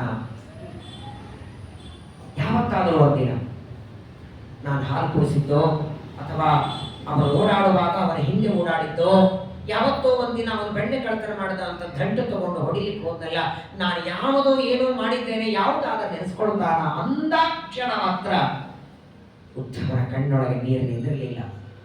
ಇವರೆಲ್ಲರ ಜೊತೆಗೆ ಮಾತಾಡುವಾಗ ಹೇಳುತ್ತಿದ್ದ, ನಿಮ್ಮನ್ನ ಇಂತಿಂತ ಪ್ರಸಂಗದಲ್ಲಿ ಕೃಷ್ಣ ನಿಮ್ಮನ್ನ ಸ್ಮರಣೆ ಮಾಡುತ್ತಿದ್ದ, ನಿಮ್ಮ ನೆನೆಸ್ಕೊಂಡ ಅಂತ. ಆದರೆ ನಂದ ಯಶೋದೆ, ಅದರಲ್ಲಿಯೂ ಸ್ಪೆಷಲ್ ಆಗಿ ಯಶೋದೆ ಬಂದ ಅಂದಾಕ್ಷಣ ಕಿಂಬಾವಶಿಷ್ಟಂ ಯುವಯೋ ಸುಕೃತ್ಯಂ ಅಂತಾನೆ. ತಡಿಲಿಕ್ಕಾಗಲಿಲ್ಲ ಉದ್ಧವನಿಗೆ ಕಣ್ಣೀರು. ಉದ್ಧವ ಅಂತಾನೆ, ಏನಮ್ಮ ನೀನು ಪುಣ್ಯ ಮಾಡಿದ್ದಿ ಅಂತಾನೆ ಯಶೋದೆಗೆ. ಇವರೆಲ್ಲ ಗೋಪಿಕಾ ಸ್ತ್ರೀಯರು ಆಗಾಗ ದೇವರಿಗೆ ಯಾವತ್ತೋ ಒಂದಿನ ಮನೆ ಕರೆದು ಬೆಣ್ಣೆ ಕೊಟ್ಟವರು ಅಥವಾ ಪರಮಾತ್ಮನ ಜೊತೆಗೆ ಅಲ್ಲಲ್ಲಿ ರಾಸಕ್ರೀಡೆ ಮಾಡಿದವರು. ನಿನ್ನ ಸೇವೆ ಮರೆಯೋದುಂಟ? ಹೇಗೆ ಊಟ ಮಾಡುವಾಗ ಒಂದೊಂದು ತುತ್ತು ಹಾಕೊಳ್ಳುವಾಗ ನಿನ್ ಬಗ್ಗೆ ಒಂದೊಂದು ಮಾತು ಹೇಳ್ತಿದ್ದ. ನಮ್ಮ ತಾಯಿ ಯಶೋದೆ ಹೀಗೆ ಹಾಕೊಡಿಸ್ತಿದ್ಲು, ನಮ್ಮ ತಾಯಿ ಯಶೋದೆ ನನ್ನನ್ನು ಹೀಗೆ ಆಡಿಸ್ತಾ ಇದ್ಲು, ನಮ್ಮ ತಾಯಿ ಯಶೋದೆ ನನ್ನ ಹೀಗೆ ಮಾಡ್ತಿದ್ಲು. ನಿನ್ನ ಬಗ್ಗೆ ಮಾತಾಡದೆ ದಿನಾನೇ ಹೋಗ್ತಿರ್ಲಿಲ್ಲ. ಏನಮ್ಮ ಪುಣ್ಯ ಮಾಡಿದ್ದೀರಿ ಅಂತಾನೆ. ಅಖಿಲಾಂಡ ಕೋಟಿ ಬ್ರಹ್ಮಾಂಡ ನಾಯಕ, ಅನಂತ ಗುಣ ಪರಿಪೂರ್ಣ, ಬೇಕಾದಷ್ಟು ಬಾವಿ ಮೇಲೆ ಸ್ನಾನ ಮಾಡಿ ಮಧ್ಯೆ ಉಟ್ಕೊಂಡು ಒಲೆ ಮೇಲೆ ಅಡಿಗೆ ಮಾಡಿ ಯಾವನ ಮುಂದೆ ನೈವೇದ್ಯಕ್ಕಿಟ್ಟರೆ ಕಣ್ಣಿಂದ ನೋಡ್ತಾನೆ, ನೆಕ್ಕೋದಿಲ್ಲ, ತಿನ್ನೋದು ಇಲ್ಲ. ಅಂಥವನನ್ನ ತೊಡೆ ಮೇಲೆ ಕುಡಿಸ್ಕೊಂಡು ಹಾಲು ಕುಡಿಸಿದೆಲ್ಲಮ್ಮ ನೀನು, ಏನಿಲ್ಲ ಪುಣ್ಯಕ್ಕೆ ಸಾಟಿ ಇದೆಯಾ ಅಂತಾನೆ. ನೀನು ಮಾಡಿದ ಸೇವೆಗೆ ನೆನೆಸ್ಕೊಳ್ಳೋದಲ್ಲ, ಪ್ರಾಯ ಇವರೆಲ್ಲರನ್ನ ಬರೀ ಸ್ಮರಣೆ ಮಾಡ್ತಿದ್ದ. ನಿನ್ನ ನೆನಪಾದರೆ, ನನ್ನ ತಾಯಿ ಯಶೋದೆ ಹೀಗೆ ಮಾಡ್ತಿದ್ಲು ಅಂತ ನೆನಪಾದಾಕ್ಷಣ ಕಣ್ಣಲ್ಲಿ ನೀರು ಬರಬೇಕು. ತನ್ನ ಬಗ್ಗೆ ಕೃಷ್ಣ ಆಡಿದ ಮಾತುಗಳನ್ನ ಕೇಳಿ ಯಶೋದೆ ಅಂತಾಳೆ, ಉದ್ಧವ ನಾಳೆ ನೀನು ಹೊರಟಿದ್ದೀರ, ನಾನು ನಿನ್ನ ಜೊತೆಗೆ ಬರ್ತೇನೆ. ಕೃಷ್ಣನ ದರ್ಶನ ಇಲ್ಲದೆ ನಾನು ಇರೋದಿಲ್ಲ ಅಂತಾಳೆ. ಯಶೋದೆಗೆ ನಂದನಿಗೆ ಪ್ರಮಾಣಂದ ಆಗಿದೆ. ಒಂದರ್ಥದಲ್ಲಿ ಮೊದಲು ಉದ್ಧವ ಗೋಕುಲಕ್ಕೆ ಬಂದಾಗ ಎಲ್ಲರ ಜೊತೆ ಮಾತಾಡಿ ಹೋಗಬೇಕು ಅನಿಸಿತ್ತು ಅವನಿಗೂ, 1-2 ದಿನದಲ್ಲಿ ಹೋಗಿಬಿಡೋಣ ಅಂತ. ಆದರೆ ಇವರಿಗೆ ಕೃಷ್ಣನಲ್ಲಿ ಇರುವ ಆದರ ಭಕ್ತಿ, ಇವರು ತೋರಿಸುವ ಆದರ ಉಪಚಾರಗಳು ಕೃಷ್ಣನ ಸಂದೇಶ ತಂದಿದ್ದಾನೆ. ಏನು ವೈಭವ ಗೊತ್ತ ಉದ್ಧವನಿಗೆ. ಒಬ್ಬರು ಮನೆಯಲ್ಲಿ ಮೈಸೂರು ಪಾಕ್ ಮಾಡ್ತಾರೆ, ಇನ್ನೊಬ್ಬರು ಗಾರುಷ್ಯ ಮಾಡ್ತಾರೆ, ಉದ್ಧವ ಬಂದಿದ್ದಾನೆ ಅಂತ ಇನ್ನಾರು ಇನ್ನೇನು ಅಡಿಗೆ ಮಾಡ್ತಾರೆ. ನಮ್ಮ ಕೃಷ್ಣನ ಸಂದೇಶ ತಂದಿದ್ದಾನೆ ಅಂತ ಎಲ್ಲರೂ ಅವನಿಗೆ ತಿಂಡಿ ತಿನಿಸು ಊಟಕ್ಕೆ ಅವರ ಆದರ ಉಪಚಾರಗಳನ್ನ ನೋಡಿ, ಅವರಿಗೆ ದೇವರಲ್ಲಿ ಭಕ್ತಿ ನೋಡಿ 2 ದಿನಕ್ಕೆ ಹೋಗೋದನ್ನ ಪೋಸ್ಟ್ಪೋನ್ ಮಾಡಿ 8 ದಿನ ಹೋಗದ. ಯಾಕೆ ಬರಲಿಲ್ಲ ಅಂತ ಕೃಷ್ಣ ಕೇಳಿದ್ರೆ ಹೇಳೋಣ, ಸ್ವಾಮಿ ನೀನೇನೋ 2 ದಿನ ಹೋಗಿ ಬಂದಿ, ಆದರೆ ಅವರ ಆದರ ಭಕ್ತಿಗಳನ್ನು ನೋಡಿ ನಾನು ಬರ್ಲಿಕ್ಕಾಗಿಲ್ಲ ಅಂತ ಹೇಳೋಣ. ತಲ್ಲಿನಾಗ್ಬಿಟ್ಟಿದ್ದಾರೆ ಉದ್ಧವ. ಭಗವಂತನ ಭಕ್ತರು ಹೇಗಿರ್ತಾರೆ ನೋಡಿ, ನಾನಾ ರೀತಿಯಾಗಿ ದೇವರ ಆರಾಧನೆ ಮಾಡ್ತಾರೆ. ಉದ್ಧವ ಕೆಲವು ದಿನಗಳವರೆಗೆ ಗೋಕುಲದಲ್ಲಿ ಇದ್ದು ಅವರೆಲ್ಲರಿಗೂ ಕೃಷ್ಣನ ಸಂದೇಶವನ್ನ ಕೊಟ್ಟು ಹೊರಟಿದ್ದಾನೆ. ಅಲ್ಲಿಂದ ಹೊರಟಾಗ ಅದೇ ಕಣ್ಣೀರು, ಕೃಷ್ಣ ಹೋಗುವಾಗ ಏನ್ ಕಣ್ಣೀರಿತ್ತೋ ಅದೇ ದುಃಖ ಮತ್ತೆ. ಆದರೆ ಉದ್ಧವ ಹೋಗುವಾಗ ಹೇಳ್ತಾನೆ, ಕೃಷ್ಣ ಆದಷ್ಟು ಬೇಗ ಬರ್ತಾನೆ. ಅವನ ಅವತಾರ ಮಾಡಿದ ಕಾರ್ಯ ಭೂಭಾರ ಹರಣ ಆಗಬೇಕು, ದೈತ್ಯರ ಸಂಹಾರಕ್ಕಾಗಿ ಬಂದಿದ್ದಾನೆ. ಅವತಾರ ಅವನ ಕಾರ್ಯವನ್ನು ಮುಗಿಸಿ ಮತ್ತೆ ಬರ್ತಾನೆ ಅಂತ ಗೋಪಿಕಾಸ್ತ್ರೀಯರಿಗೆ ಕೃಷ್ಣನ ಸಂದೇಶವನ್ನು ಮುಟ್ಟಿಸಿದ. ಅವನಿಗೂ ಅಲ್ಲಿಂದ ಕಾಲು ಏಳುತ್ತಿಲ್ಲ. ದೇವರ ಭಕ್ತರಂದ್ರೆ ಹಾಗಿರ್ತಾರೆ. ಇನ್ನೇನೋ ಕಥೆಗಳು ಹೇಳು, ಏನೋ ಒಂದು ಸ್ಟೋರಿ ಹೇಳು ಅಂತ ಇವ್ರು ಕೇಳಿದ್ರೆ ಓಡಿ ಬರ್ತಿದ್ದ. ದೇವರ ಬಗ್ಗೆ ಹೇಳು ಅಂತ ಗೋಪಿಕಾಸ್ತ್ರೀಯರು ಕೇಳ್ತಾರಲ್ಲ, ಅದನ್ನು ಹೇಳದೆ ಮನಸ್ಸು ಬರಲಿಲ್ಲ. ಆದರೂ ಕೂಡ ಉದ್ಧವ ಅಲ್ಲಿಂದ ಹೊರಟಿದ್ದಾರೆ. ಮುಂದೆ ಕೃಷ್ಣ ಪರಮಾತ್ಮ ಕೆಲವು ದಿನಗಳವರೆಗೆ ತಾಯಿಯ ಜೊತೆಗೆ ತಂದೆಯ ಜೊತೆಗೆ ಮಥುರಾ ಪಟ್ಟಣದಲ್ಲಿ ಇದ್ದ. ಅನಂತರದಲ್ಲಿ ಒಂದು ದಿನ ಪಾಂಡವರನ್ನು ನೋಡುವ ಆಸೆ ಆಯ್ತಂತ ದೇವರಿಗೆ.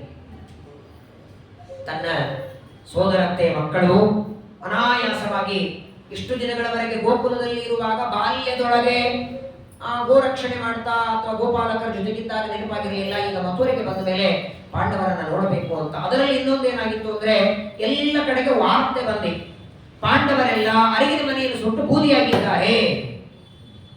ದುರ್ಯೋಧನ ಅವರನ್ನ ಸುಡಬೇಕು ಅಂತ ಅರಿಗಿನಿಂದ ಮನೆಯನ್ನ ಮಾಡಿ ಅಲ್ಲಿ ಪಾಂಡವರನ್ನ ಸುಟ್ಟಿದ್ದಾರೆ ಅಂತ ಗೊತ್ತಾದ ಕ್ಷಣ ಹಸ್ತಿನಾವತಿಗೆ ಹೊರಟ. ಪಾಂಡವರು ಅರಿಗಿನ ಮನೆಯನ್ನು ಸುಟ್ಟಿದ್ದಾರೆ ಅನ್ನೋ ವಾರ್ತೆ ಎಲ್ಲರಿಗೂ ತಿಳಿದು ದೇವರಿಗೆ ಗೊತ್ತಿರಲಿಲ್ವಾ?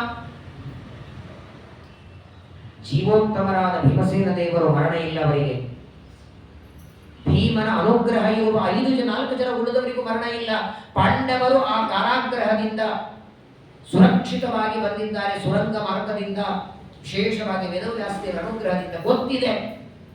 ಇದೇ ಒಂದು ನಿಮಿತ್ತದಿಂದ ಪಾಂಡವರನ್ನು ನೋಡದಂಗಾಗತ್ತೆ ಅಂತ ಪರಮಾತ್ಮ ಈ ಕಡೆ ಬಂದಿದ್ದಾನೆ. ಬಂದಾಕ್ಷಣ ನೋಡಿ ಎಲ್ಲ ಪಾಂಡವರಿಗೆ ಭಗವಂತನ ದರ್ಶನ ಆಯಿತು. ಪರಮಾತ್ಮನಿಗೆ ನಮಸ್ಕಾರ ಮಾಡ್ತಾರೆ.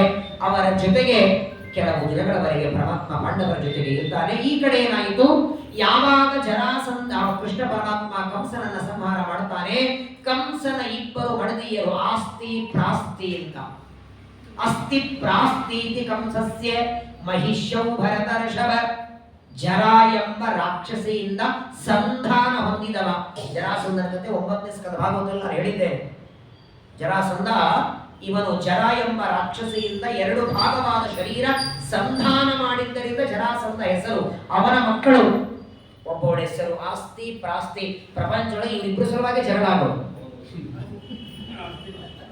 ಅವರಿಬ್ಬರೇ ಕಂಸನ ಹೆಂಡಂದರು, ಜರಾಸಂಧನ ಮಕ್ಕಳು. ಜರಾಸಂಧನಿಗೆ ಹೋಗಿ ಹೇಳ್ತಾರೆ, ನಮಗೆ ವೈಧವ್ಯ ಬರೋದಕ್ಕೆ ಕೃಷ್ಣನೇ ಕಾರಣ. ಗಂಡನಾದ ಕಂಸನನ್ನ ಸಂಹಾರ ಮಾಡಿದ್ದಾರೆ ಎಂದಾಕ್ಷಣ ಪಿತ್ರೆ ಮಗಧ ರಾಜಾಯ ಜರಾಸಂಧಾಯ ದುಃಖಿತೆ. ಅತ್ಯಂತ ದುಃಖದಿಂದ ಜರಾಸಂಧನಿಗೆ ಹೇಳಿದರೆ, ಅಕ್ಷೋಹಿಣಿ ಬಿರವಿಂಶತ್ಪಿ ತಿಸ್ರವಿಶ್ಚಾಪಿ ಸಂವೃತಃ. ನೋಡಿ, ಇಡೀ ಮಹಾಭಾರತ ಯುದ್ಧದಲ್ಲಿ ಸೇರಿದ್ದು 18 ಅಕ್ಷೋಹಿಣಿ. ಆದರೆ ಜರಾಸಂಧ ಕೃಷ್ಣನ ಮೇಲೆ ಯುದ್ಧಕ್ಕಾಗಿ ತಂದದ್ದು 23 ಅಕ್ಷೋಹಿಣಿ. ಇನ್ನೂ 5 ಅಕ್ಷೋಹಿಣಿ ಹೆಚ್ಚು. ಆದರೂ ವರ್ಣನ ಮಾಡುವಾಗ ಮಹಾಭಾರತ ಯುದ್ಧದ ವರ್ಣನೆ ಮಾಡ್ತಾರೆ. ಅಕ್ಷೋಹಿಣಿ ಅನ್ನೋದಕ್ಕೆ ಶ್ರೀಮದಾಚಾರ್ಯರು ತಾತ್ಪರ್ಯದಲ್ಲಿ ಲೆಕ್ಕ ಕೊಡ್ತಾರೆ. ಅಕ್ಷೋಹಿಣಿ ಅಂದ್ರೆ ಅದು ಒಂದು ಗುಂಪಿಗಿರುವ ಹೆಸರು. 21,800 ಆನೆಗಳು, 21,800 ಕುದುರೆಗಳು, 21,800 ರಥಗಳು, ಕಾಲಾಳಗಳು, ಇವರ ಗುಂಪಿಗೆ ಅಕ್ಷೋಹಿಣಿ ಅಂತ ಹೆಸರು. ಅಂತದ್ದು 18 ಅಕ್ಷೋಹಿಣಿ. ವಿಚಾರ ಮಾಡಿ, ಒಂದು ಅಕ್ಷೋಹಿಣಿಯೊಳಗೆ 21,800 ಆನೆ, 21,800 ಕುದುರೆ. ಇದು ಒಂದು ಅಕ್ಷೋಹಿಣಿ. ವಿಚಾರ ಮಾಡಿ, ಇಂಟು 18 ಎಷ್ಟಾಯ್ತು ಆನೆಗಳು? 21,800 ಇಂಟು 18. ಬ್ಯಾಂಕ್ ಮ್ಯಾನೇಜರ್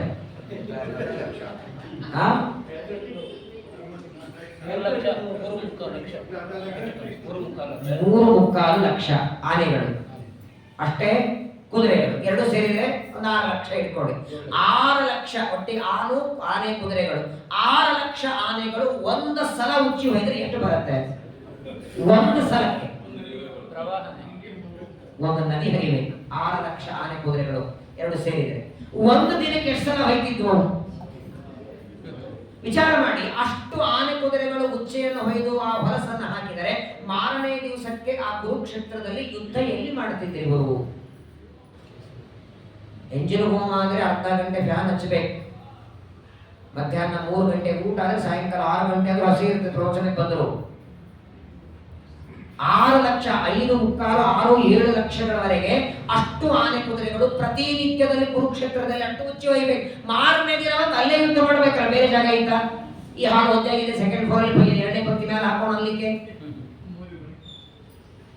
ಪರಮಾತ್ಮ ಪ್ರತಿನಿತ್ಯದಲ್ಲಿ ಯುದ್ಧ ಮುಗಿಸಿಕೊಂಡು ತಿರುಗಿ ಹೋಗುವಾಗ ಭೀಮಸೇನ ದೇವರಿಗೆ ಆಜ್ಞೆ ಮಾಡ್ತಿದ್ದ. ಭೀಮಸೇನ ದೇವರು ಉಫ್ ಅಂತ ಊದಬೇಕಂತೆ ಗಾಳಿ. ಬಾಯಿಯಿಂದ ಉಫ್ ಅಂತ ಊದಿದರೆ 6 ಲಕ್ಷ ಆನೆಗಳು ಒಂದು ದಿನದಲ್ಲಿ 3-4 ಬಾರಿ ಮಲಮೂತ್ರ ಹಾಕಿದ ಆ ಹೊಲಸೇನ ಸಮುದ್ರ ನದಿಯಟ್ಟ ಹರಿಬೇಕು. ಅದೆಲ್ಲ ಸ್ವಚ್ಛ ಒಣಗಿ ಮಾರನೇ ದಿವಸಕ್ಕೆ ಮತ್ತೆ ಯುದ್ಧ ರಂಗಮಂಚ ಸಿದ್ಧ ಆಗಿರಬೇಕು. ಭೀಮಸೇನ ದೇವರ ಮುಖದಿಂದ ಬರುವ ಗಾಳಿಯಿಂದ ಇಡೀ ಕುರುಕ್ಷೇತ್ರ ಪರಮಾತ್ಮ ಶುದ್ಧ ಮಾಡಿಸ್ತಿದ್ದ ಅಂತ ಮಹಾಭಾರತ ವರ್ಣನ ಮಾಡುತ್ತದೆ. ಅಂಥದ್ರೊಳಗೆ 18 ಅಕ್ಷೋಹಿಣಿ ಸೇರಿದರೆ ಬರೀ 23 ಅಕ್ಷೋಹಿಣಿ ಸೈನ್ಯ. ಜರಾಸಂಧನಿಗೆ ತನ್ನ ಮಕ್ಕಳಿಗೆ ವೈಧವ್ಯ ಬಂದಿದೆ ಅಂತ ಹೇಳಿ 23 ಅಕ್ಷೋಹಿಣಿ ಸೈನ್ಯ ತಗೊಂಡು ಮಥುರಾ ಪಟ್ಟಣಕ್ಕೆ ಬುದ್ಧಿಗೆ ಹಾಕಿದ. ಎಲ್ಲ ಕಡೆಗೆ ಸೈನ್ಯ ನಿಂತಿದೆ. ಆಗ ಪರಮಾತ್ಮ ಆಕಾಶದಿಂದ 2 ರಥಗಳನ್ನು ತರಿಸ್ತಾನೆ. ಒಂದು ರಥದಲ್ಲಿ ಬಿಲ್ಲುಬಾಣ, ಇನ್ನೊಂದು ರಥದಲ್ಲಿ ಒಂದು ನೇಗಿಲು, ಒಂದು ಮುಸಲ ವನಿಕೆ. ಆ ಮುಸಲ ಇರುವ ರಥವನ್ನ ಬಲರಾಮ ದೇವರು, ಹಾಗೇನೆ ನೇಗಿಲಿರುವಂತದ್ದು ಧನುರ್ಬಾಣ ಇರೋದನ್ನು ಕೃಷ್ಣ ತಗೊಳ್ತಾನೆ. ಇಬ್ಬರು ರಥದಲ್ಲಿ ಏರುತ್ತಾರೆ. ಯುದ್ಧ ಪ್ರಾರಂಭವಾಗುತ್ತೆ. ಘನಘೋರ ಯುದ್ಧ. 23 ಅಕ್ಷೋಹಿಣಿ ಸೈನ್ಯ, ಅದರ ಜೊತೆಗೆ ಯುದ್ಧ ನಡೀತಾ ಇದೆ. 23 ಅಕ್ಷೋಹಿಣಿ ಸೈನ್ಯ ಮಾತ್ರ ಕೊಂದಿದ್ದಾರೆ ಕೃಷ್ಣರಾಮರು, ಜರಾಸಂಧನನ್ನ ಕೊಲ್ಲಿಲ್ಲ. ಮೊದಲನೇ ಸಲ ಅವನು ಸೈನ್ಯ ತಂದಾಗಲೇ ಕೊಂದಾಕಿ ಬಿಟ್ರೆ ಇನ್ನು ಉಳಿದವರು ಬರಲ್ಲ ಯುದ್ಧಕ್ಕೆ, ಅವನನ್ನು ಬಿಡಬೇಕು. ವಿಚಾರ ಮಾಡಿ, 23 ಅಕ್ಷೋಹಿಣಿ ಸೈನ್ಯ ಮೊದಲನೇ ಸಲ ಸೋತ ಮೇಲೆ ಕಂಸ ಮತ್ತೆ 23 ತರ್ತಾನೆ. ಎರಡನೇ ಸೋತ, ಮೂರನೇ ಸಲ ಮತ್ತೆ, ಹೀಗೆ ಒಟ್ಟೆ 18 ಬಾರಿ ತರ್ತಾನೆ. 23 23 23 23 18 ಬಾರಿ 23 ಅಕ್ಷೋಹಿಣಿ ಸೈನ್ಯ ತರ್ತಾನೆ. ಆದರೆ ಅಷ್ಟು ಯುದ್ಧದಲ್ಲಿ ಕೃಷ್ಣ ಅಂತೂ ಕೊಲ್ಲೇ ಇಲ್ಲ. ಒಂದ್ಸಲ ಏನಾಗುತ್ತೆ, ಯುದ್ಧ ಮಾಡುವಾಗ ಬಲರಾಮ ದೇವರ ಕೈಗೆ ಸಿಗುತ್ತಾರೆ ಜರಾಸಂಧ. ಬಲರಾಮ ದೇವರ ಕೈಗೆ ಸಿಗುತ್ತಾರೆ. ಬಲರಾಮ ದೇವರು ಹೊಡಿಬೇಕು ಅಂತಾರೆ. ಆದರೆ ಕೃಷ್ಣ ಪರಮಾತ್ಮ ಬೇಡ ಅಂತ ತಡೀತಾರೆ. ಜರಾಸಂಧನನ್ನ ಬಲರಾಮ ದೇವರು ಹೊಡೆಯೋದು ಬೇಡ ಅಂತಾರೆ. ಯಾಕೆ ಅಂತ ಕೃಷ್ಣ ಕೊಡ್ತಾನೆ ಕಾರಣ. ನೋಡು, ಅಣ್ಣನಿಗೆ ಹೇಳ್ತಾನೆ, ಇದು ನಿಂದಲ್ಲ ಆಹುತಿ. ಗುಬ್ಬಿ ಮೇಲೆ ಯಾರಾದ್ರೂ ಬ್ರಹ್ಮಾಸ್ತ್ರ ಬಿಡ್ತಾರ? ನಿನ್ನ ಶಕ್ತಿ ಸಾಮರ್ಥ್ಯ ಏನು? ಈ ಜರಾಸಂಧ ಏನು? ನಿನ್ನ ಕೈಯೊಳಗೆ ಒಂದು ಸಣ್ಣ ಇರುವೆ ಇದ್ದ ಹಾಗೆ, ಇವನ ನೀನ್ ಕೊಲ್ಬೇಡ, ಬಿಟ್ಟುಬಿಡು ಅಂತಾನೆ. ವಾಸ್ತವಿಕ ಕಾರಣ ಶ್ರೀಮದಾಚಾರ್ಯ ಹೇಳ್ತಾರೆ, ಜರಾಸಂಧನನ್ನು ಕೊಲ್ಲುವ ಯೋಗ್ಯತೆ ಬಲರಾಮನಿಗೆ ಇರಲಿಲ್ಲ. ದೇವತೆಗಳಲ್ಲಿ ತಾರತಮ್ಯ ಇರೋ ಹಾಗೆ ದೈತ್ಯರಲ್ಲೂ ತಾರತಮ್ಯ ಉಂಟು. ವಿಪ್ರಚಿತ್ತಿ ಅನ್ನುವ ದೈತ್ಯ ಇವ. ಜರಾಸಂಧನನ್ನ, ಬಲರಾಮ ಕೀಚಕನನ್ನ, ಬಕಾಸುರನನ್ನ, ಇವರೆಲ್ಲರಿಗೂ ಕೊಲ್ಲುವ ಸಾಮರ್ಥ್ಯ ಭೀಮನಿಗೆ ಮಾತ್ರ. ಅಕಸ್ಮಾತ್ ಆಗಿ ಕೃಷ್ಣ ಅದನ್ನೇ ಹೇಳಿಬಿಟ್ಟಿದ್ದ ಅಂತ ಇಟ್ಕೊಳ್ಳಿ, ನಿನಗೆ ಜರಾಸಂಧನನ್ನ ಕೊಲ್ಲುವ ಸಾಮರ್ಥ್ಯ ಇಲ್ಲ, ಅವನ ಶಕ್ತಿ ಅಗಾಧವಾದದ್ದು ಅಂದ್ರೆ ಅಣ್ಣನಿಗೆ ಅವಮಾನ ಮಾಡದಂಗಾಗತ್ತೆ. ಎಲ್ಲಿ ನಮ್ಮ ಅಣ್ಣ ಕೋಪ ಮಾಡ್ಕೊಳ್ತಾನೆ ಅಂತ ಭಯದಲ್ಲಿ ಪರಮಾತ್ಮ ಹಾಗೆ ಹೇಳಲಿಲ್ಲ, ನೀನು ಮುಂದೆ ಸಣ್ಣ ಹುಳ ಇದ್ದಾಗ ಬಿಟ್ಬಿಡು ಅವನನ್ನ. ಆಕಾಶವಾಣಿ ಮಾಡಿಸಿದ. ತನ್ನ ಮಾತು ಅಣ್ಣ ಕೇಳ್ತಾನೋ ಇಲ್ಲೋ ಅಂತ ಆಕಾಶವಾಣಿ ಆಯಿತು. ಜರಾಸಂಧನನ್ನ ನೀನ್ ಕೊಲ್ಲೋದು ಬೇಡ, ಜರಾಸಂಧನನ್ನ ಬಿಟ್ಟು ಬಿಡು ಅಂತ ಬಿಡಿಸಿ ಬಿಡುತ್ತಾರೆ. ಏನೋ ಮಾಡ್ಬೇಕಾಗತ್ತೆ ಸ್ವಾಮಿ. ಕೆಲವು ಸಲ ಅಣ್ಣನಾಗಲು ಅವರ ಯೋಗ್ಯತೆ ಇರಬೇಕಲ್ಲ. ಏನಿದ್ರು ಶೇಷದೇವರ ಅವತಾರವು, ಶೇಷಾವತಾರಿಗಳು, ಭಯಾನಕ ದೈತ್ಯ. ನೋಡಿ, ದೈತ್ಯರಲ್ಲಿಯೂ ಮಹಾ ಸಾಮರ್ಥ್ಯ. ದುರ್ಯೋಧನ ಒಂದ್ಸಲ ಯುದ್ಧಕ್ಕೆ ಕರೀತಾರೆ ಪಾಂಡವರನ್ನ. ಧರ್ಮರಾಜ ಅಂತಾನೆ, ನೋಡು, ನಿಮ್ಮಲ್ಲಿ ಪರಸ್ಪರ ಯುದ್ಧ ನಡೀತಾನೆ ಇರ್ತದೆ, ಒಂದು ಕೆಲಸ ಮಾಡೋಣ, ಇದಕ್ಕೇನಾದ್ರೂ ಒಂದು ಎಂಡ್ ಮಾಡಬೇಕು. ಒಂದು ಕೆಲಸ ಮಾಡೋಣ, ನಮ್ಮ 5 ಜನ ಪಾಂಡವರಲ್ಲಿ ಯಾರಾದ್ರೂ ಒಬ್ಬರನ್ನ ಯುದ್ಧದಲ್ಲಿ ಸೋಲಿಸಿಬಿಟ್ರೆ ಸಾಕು, ಸಮಗ್ರ ರಾಜ್ಯ ನಿನಗೆ ಒಪ್ಪಿಸ್ಬಿಡ್ತೇವೆ, ನಾವು ಬರೋದೇ ಇಲ್ಲ ನಿನ್ನ ಹತ್ರ, ನೀನೇ ಆರಿಸ್ಕೋ ನಮ್ಮ 5 ಜನರಲ್ಲಿ. ಓಪನ್ ಆಗಿ ಆಫರ್ ಕೊಟ್ಟ ಅಂತೆ. ಆಗ ದುರ್ಯೋಧನ ಅಂತಾನೆ ಧರ್ಮರಾಜನನ್ನು ನೋಡಿ ಬೇಡ ಅಂದ. ಅರ್ಜುನ ಸಣ್ಣ ಹುಡುಗ, ಇದು ನಕುಲ ಸಹದೇವರನ್ನು ಸಣ್ಣ ಮಕ್ಕಳು, ಆಡಿದ್ರೆ ಭೀಮನ್ ಜೊತೆಗೆ ಆಡ್ತೇನೆ. ಭೀಮಸೇನ ದೇವರನ್ನ ಆರಿಸ್ಕೊಂಡಾಕ್ಷಣ ಪಕ್ಕದಲ್ಲಿ ನಿಂತ ಕೃಷ್ಣ ಅಂತಾನೆ ಧರ್ಮರಾಜನಿಗೆ, ಬದುಕೊಂಡ್ರೆ ನೀವೆಲ್ಲ ಅಂದ. ಓಪನ್ ಚಾಲೆಂಜ್ ಕೊಟ್ಟಿದ್ದೆ, ನಿಮ್ಮನ್ನ ಯಾರನ್ನಾದ್ರೂ ಆರಿಸ್ಕೊಂಡಿದ್ರೆ ಚಟ್ನಿ ಆಡ್ದಂಗ ಅರ್ದು ಬಿಡ್ತಿದ್ದ. ದುರ್ಯೋಧನನ ಜೊತೆಗೆ ಯುದ್ಧ ಭೀಮನೇ ಆಡ್ಬೇಕು. ಯಾಕೆ ಹಂಗೆಲ್ಲ ಓಪನ್ ಆಗಿ ಕೊಡ್ಬೇಡ ಅಂತ ಬೈತಾರೆ ಧರ್ಮರಾಜನಿಗೆ. ಜರಾಸಂಧನನ್ನ ಕೊಲ್ಲೋ ಸಾಮರ್ಥ್ಯ ನಿಂದಲ್ಲ, ಅದು ಭೀಮಸೇನ ದೇವರದು. ಒಟ್ಟಾರೆ 18 ಬಾರಿ 23 ಅಕ್ಷೋಹಿಣಿ ಸೈನ್ಯ ತರ್ತಾರೆ. ಏನಾದರೂ ಕೃಷ್ಣ ಬಲರಾಮನನ್ನು ಕೊಲ್ಲಿಕ್ಕಾಗಲಿಲ್ಲ. ಆಗ ಒಂದು ದಿನ ಜರಾಸಂಧನ ಹತ್ರ ನಾರದರು ಬರ್ತಾರೆ.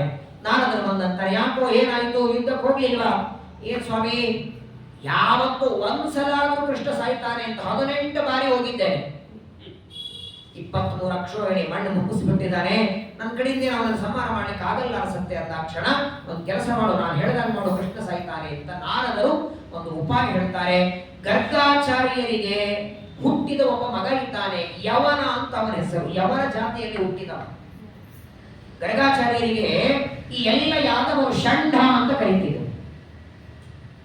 ಅವು ಷಂಡ ಅಂತ ಕರೆದಾಗೆಲ್ಲ ಕೋಪ ಮಾಡಿಕೊಂಡು ನಿಮ್ಮನ್ನ ಕೊಲ್ಲೋ ಮಗ ಪಡಿತೇನೆ ಅಂತ ಹೇಳಿ ರುದ್ರದೇವರನ್ನು ಕುರಿ ತಪಸ್ಸು ಮಾಡ್ತಾರೆ. ಆಗ ಹುಟ್ಟಿದವನೇ ಈ ಯವನ. ರುದ್ರದೇವರನ್ನು ಕುರಿ ತಪಸ್ಸು ಮಾಡುವಾಗ ಕಬ್ಬಿಣದ ಬಳಿಗಳನ್ನು ತಿಂತಿದ್ರಂತೆ. ಕಬ್ಬಿಣದ ರಾಡ್ಗಳನ್ನು ತಿಂದು ಗರ್ಗಾಚಾರ್ಯರು, ಯಾದವರ ಪುರೋಹಿತರು ತಪಸ್ಸು ಮಾಡಿದಾಗ ರುದ್ರದೇವರು ಪ್ರತ್ಯಕ್ಷ ಆಗ್ತಾರೆ. ಏನ್ ಬೇಕಂದ್ರೆ ಇಡೀ ಯಾದವರ ವಂಶ ನಿರ್ವಂಶ ಮಾಡೋ ಮಗ ಕೊಡಿ, ನನ್ನ ಷಂಡ ಅಂತಾರೆ ಯಾದವರು. ತಥಾಸ್ತು ಅಂತ ರುದ್ರದೇವರು ಹೊರ ಕೊಡ್ತಾರೆ. ಆಗ ಹುಟ್ಟಿದವನೇ ಯವನ. ಇವನು ಕಾಲದ ನಿರೀಕ್ಷಣೆ ಮಾಡುತ್ತಿದ್ದರಿಂದ ಕಾಲಯವನ ಮತ್ತು ಹೆಸರು ಇವನಿಗೆ. ಯಾದವರನ್ನ ಕೊಲ್ಲುವ ಕಾಲದ ನಿರೀಕ್ಷಣೆ ಮಾಡುತ್ತಿದ್ದ. ಅವನ ಹತ್ರ ನೀನು ಹೋದರೆ, ನಾರದರಂತಾರೆ ಕಾಲಯವನ ಹುಟ್ಟಿದ್ದೆ ಯಾದವರ ಸಂಹಾರಕ್ಕೆ, ನೀನು ಅವನ ಹತ್ರ ಹೋಗಿ ಹೇಳು. ಅವನೇನಾದರೂ ಒಪ್ಪಿಕೊಂಡ ಯುದ್ಧಕ್ಕೆ ಅಂದ್ರೆ ಇಡೀ ಯಾದವರನ್ನ ಕೃಷ್ಣ ಸಾಯೋದು ನಿಶ್ಚಿತ. ಸರಿ ಅಂತ ಇವತ್ತಿನವರೆಗೆ ಯಾರಿಗೂ ಕೈ ಚಾಚದೆ ಇರುವ ಜರಾಸಂಧ ಅವತ್ತು ಕಾಲಿಯವನ ಮನೆಗೆ ಬರಬೇಕಾಯ್ತು. ಅವನಿಗೆ ಯಾರನ್ನೂ ಕೈ ಬೆಳೆದವನಲ್ಲ. ಜರಾಸಂಧ ಅಂದ್ರೆ ಏನು ಆ ಕಾಲದಲ್ಲಿ? ಪರಮ ರುದ್ರದೇವರ ಭಕ್ತ. ಕಾಲಿಯವನಿಗೆ ಹೇಳ್ತಾನೆ, ನಾನು ನನ್ನ ಅಳೆಯನನ್ನ ಕೊಂದ ಕೃಷ್ಣನ ಮೇಲೆ ಸೇಡು ತೀರಿಸಿಕೊಳ್ಳಬೇಕು, ಅದಕ್ಕೆ ನೀನು ಬರಬೇಕು ಸಹಾಯಕ್ಕೆ ಅಂತ ಕರೀತಾನೆ. ಸರಿ, ನಾಳೆ ಬೆಳಗ್ಗೆ ಬರ್ತೇನೆ ಯುದ್ಧಕ್ಕೆ ಅಂತ ಕಾಲಿಯವನ ಹೇಳ್ತಾನೆ. ಆ ಕಾಲಿಯವನಿಗೂ ಕೃಷ್ಣನಿಗೂ ನಡೆದ ಯುದ್ಧದ ವಿಚಾರಗಳನ್ನ ಮತ್ತೆ ತಿಳಿಯೋಣ. ಆದಷ್ಟು ಪರಮಾತ್ಮ ದೈತ್ಯರ ಸಂಹಾರ ಮಾಡಿದ ಕತೆ, ಪರಮಾತ್ಮ ವಿವಾಹ ಮಾಡಿಕೊಂಡ ಕತೆ, ಪಾಂಡವರಿಂದ ರಾಜಸೂಯಾಗ ಮಾಡಿಸಿದ ಕತೆ, ಅನೇಕ ಕೃಷ್ಣನ ಕಥೆಗಳೆಲ್ಲ ಇನ್ನು ಹೇಳಬೇಕಾಗಿದೆ. ಇನ್ನು 5 ದಿನ ಮಾತ್ರ ಇದೆ. ವಾಸ್ತವಿಕವಾಗಿ 5ನೇ ತಾರೀಕುವರೆಗೆ ಪ್ರವಚನ ಇತ್ತು. ಆದರೆ 4, 5 2 ದಿನಗಳು ಅನಿವಾರ್ಯವಾಗಿ ನಾನು ಬೆಂಗಳೂರಲ್ಲಿ ಇರಲ್ಲ, ಹೋಗಬೇಕಾಗಿದೆ. ಆದ್ದರಿಂದ 3ನೇ ತಾರೀಕೆ ಮಂಗಳ ಮಾಡಬೇಕಾಗಿದೆ. ಹಾಗಾಗಿ ನಾಳೆ 30, ನಾಡಿದ್ದು 31, 1, 2, 3 ಇನ್ನು 5 ದಿನ ಇದೆ.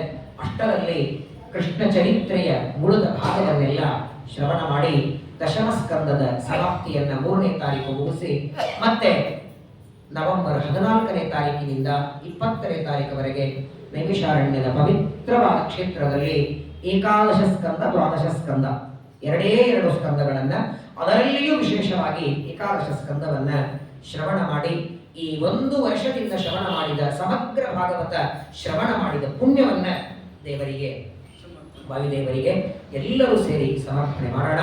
ಆ ಪವಿತ್ರವಾದ ಕ್ಷೇತ್ರದ ಯಾತ್ರೆಗೆ ನಾವೆಲ್ಲರೂ ಸೇರಿ ಹೋಗೋಣ. ಈ ಮುಂದಿನ 4-5 ದಿನಗಳಲ್ಲಿ ಕೃಷ್ಣ ಚರಿತ್ರೆಯ ಉಳಿದ ಭಾಗವನ್ನು ಶ್ರವಣ ಮಾಡೋಣ. ಮಧ್ವಾಂತರ್ಗತ ಶ್ರೀ ಕೃಷ್ಣ ವಿಶ್ವಾವಸುನಾಮ ಸಂವತ್ಸರ, ದಕ್ಷಿಣಾಯನ, ಶರದ್ ಋತು, ಕಾರ್ತಿಕ ಮಾಸ, ಶುಕ್ಲ ಪಕ್ಷ. ನಾಳಿಗೆ 30ನೇ ತಾರೀಕು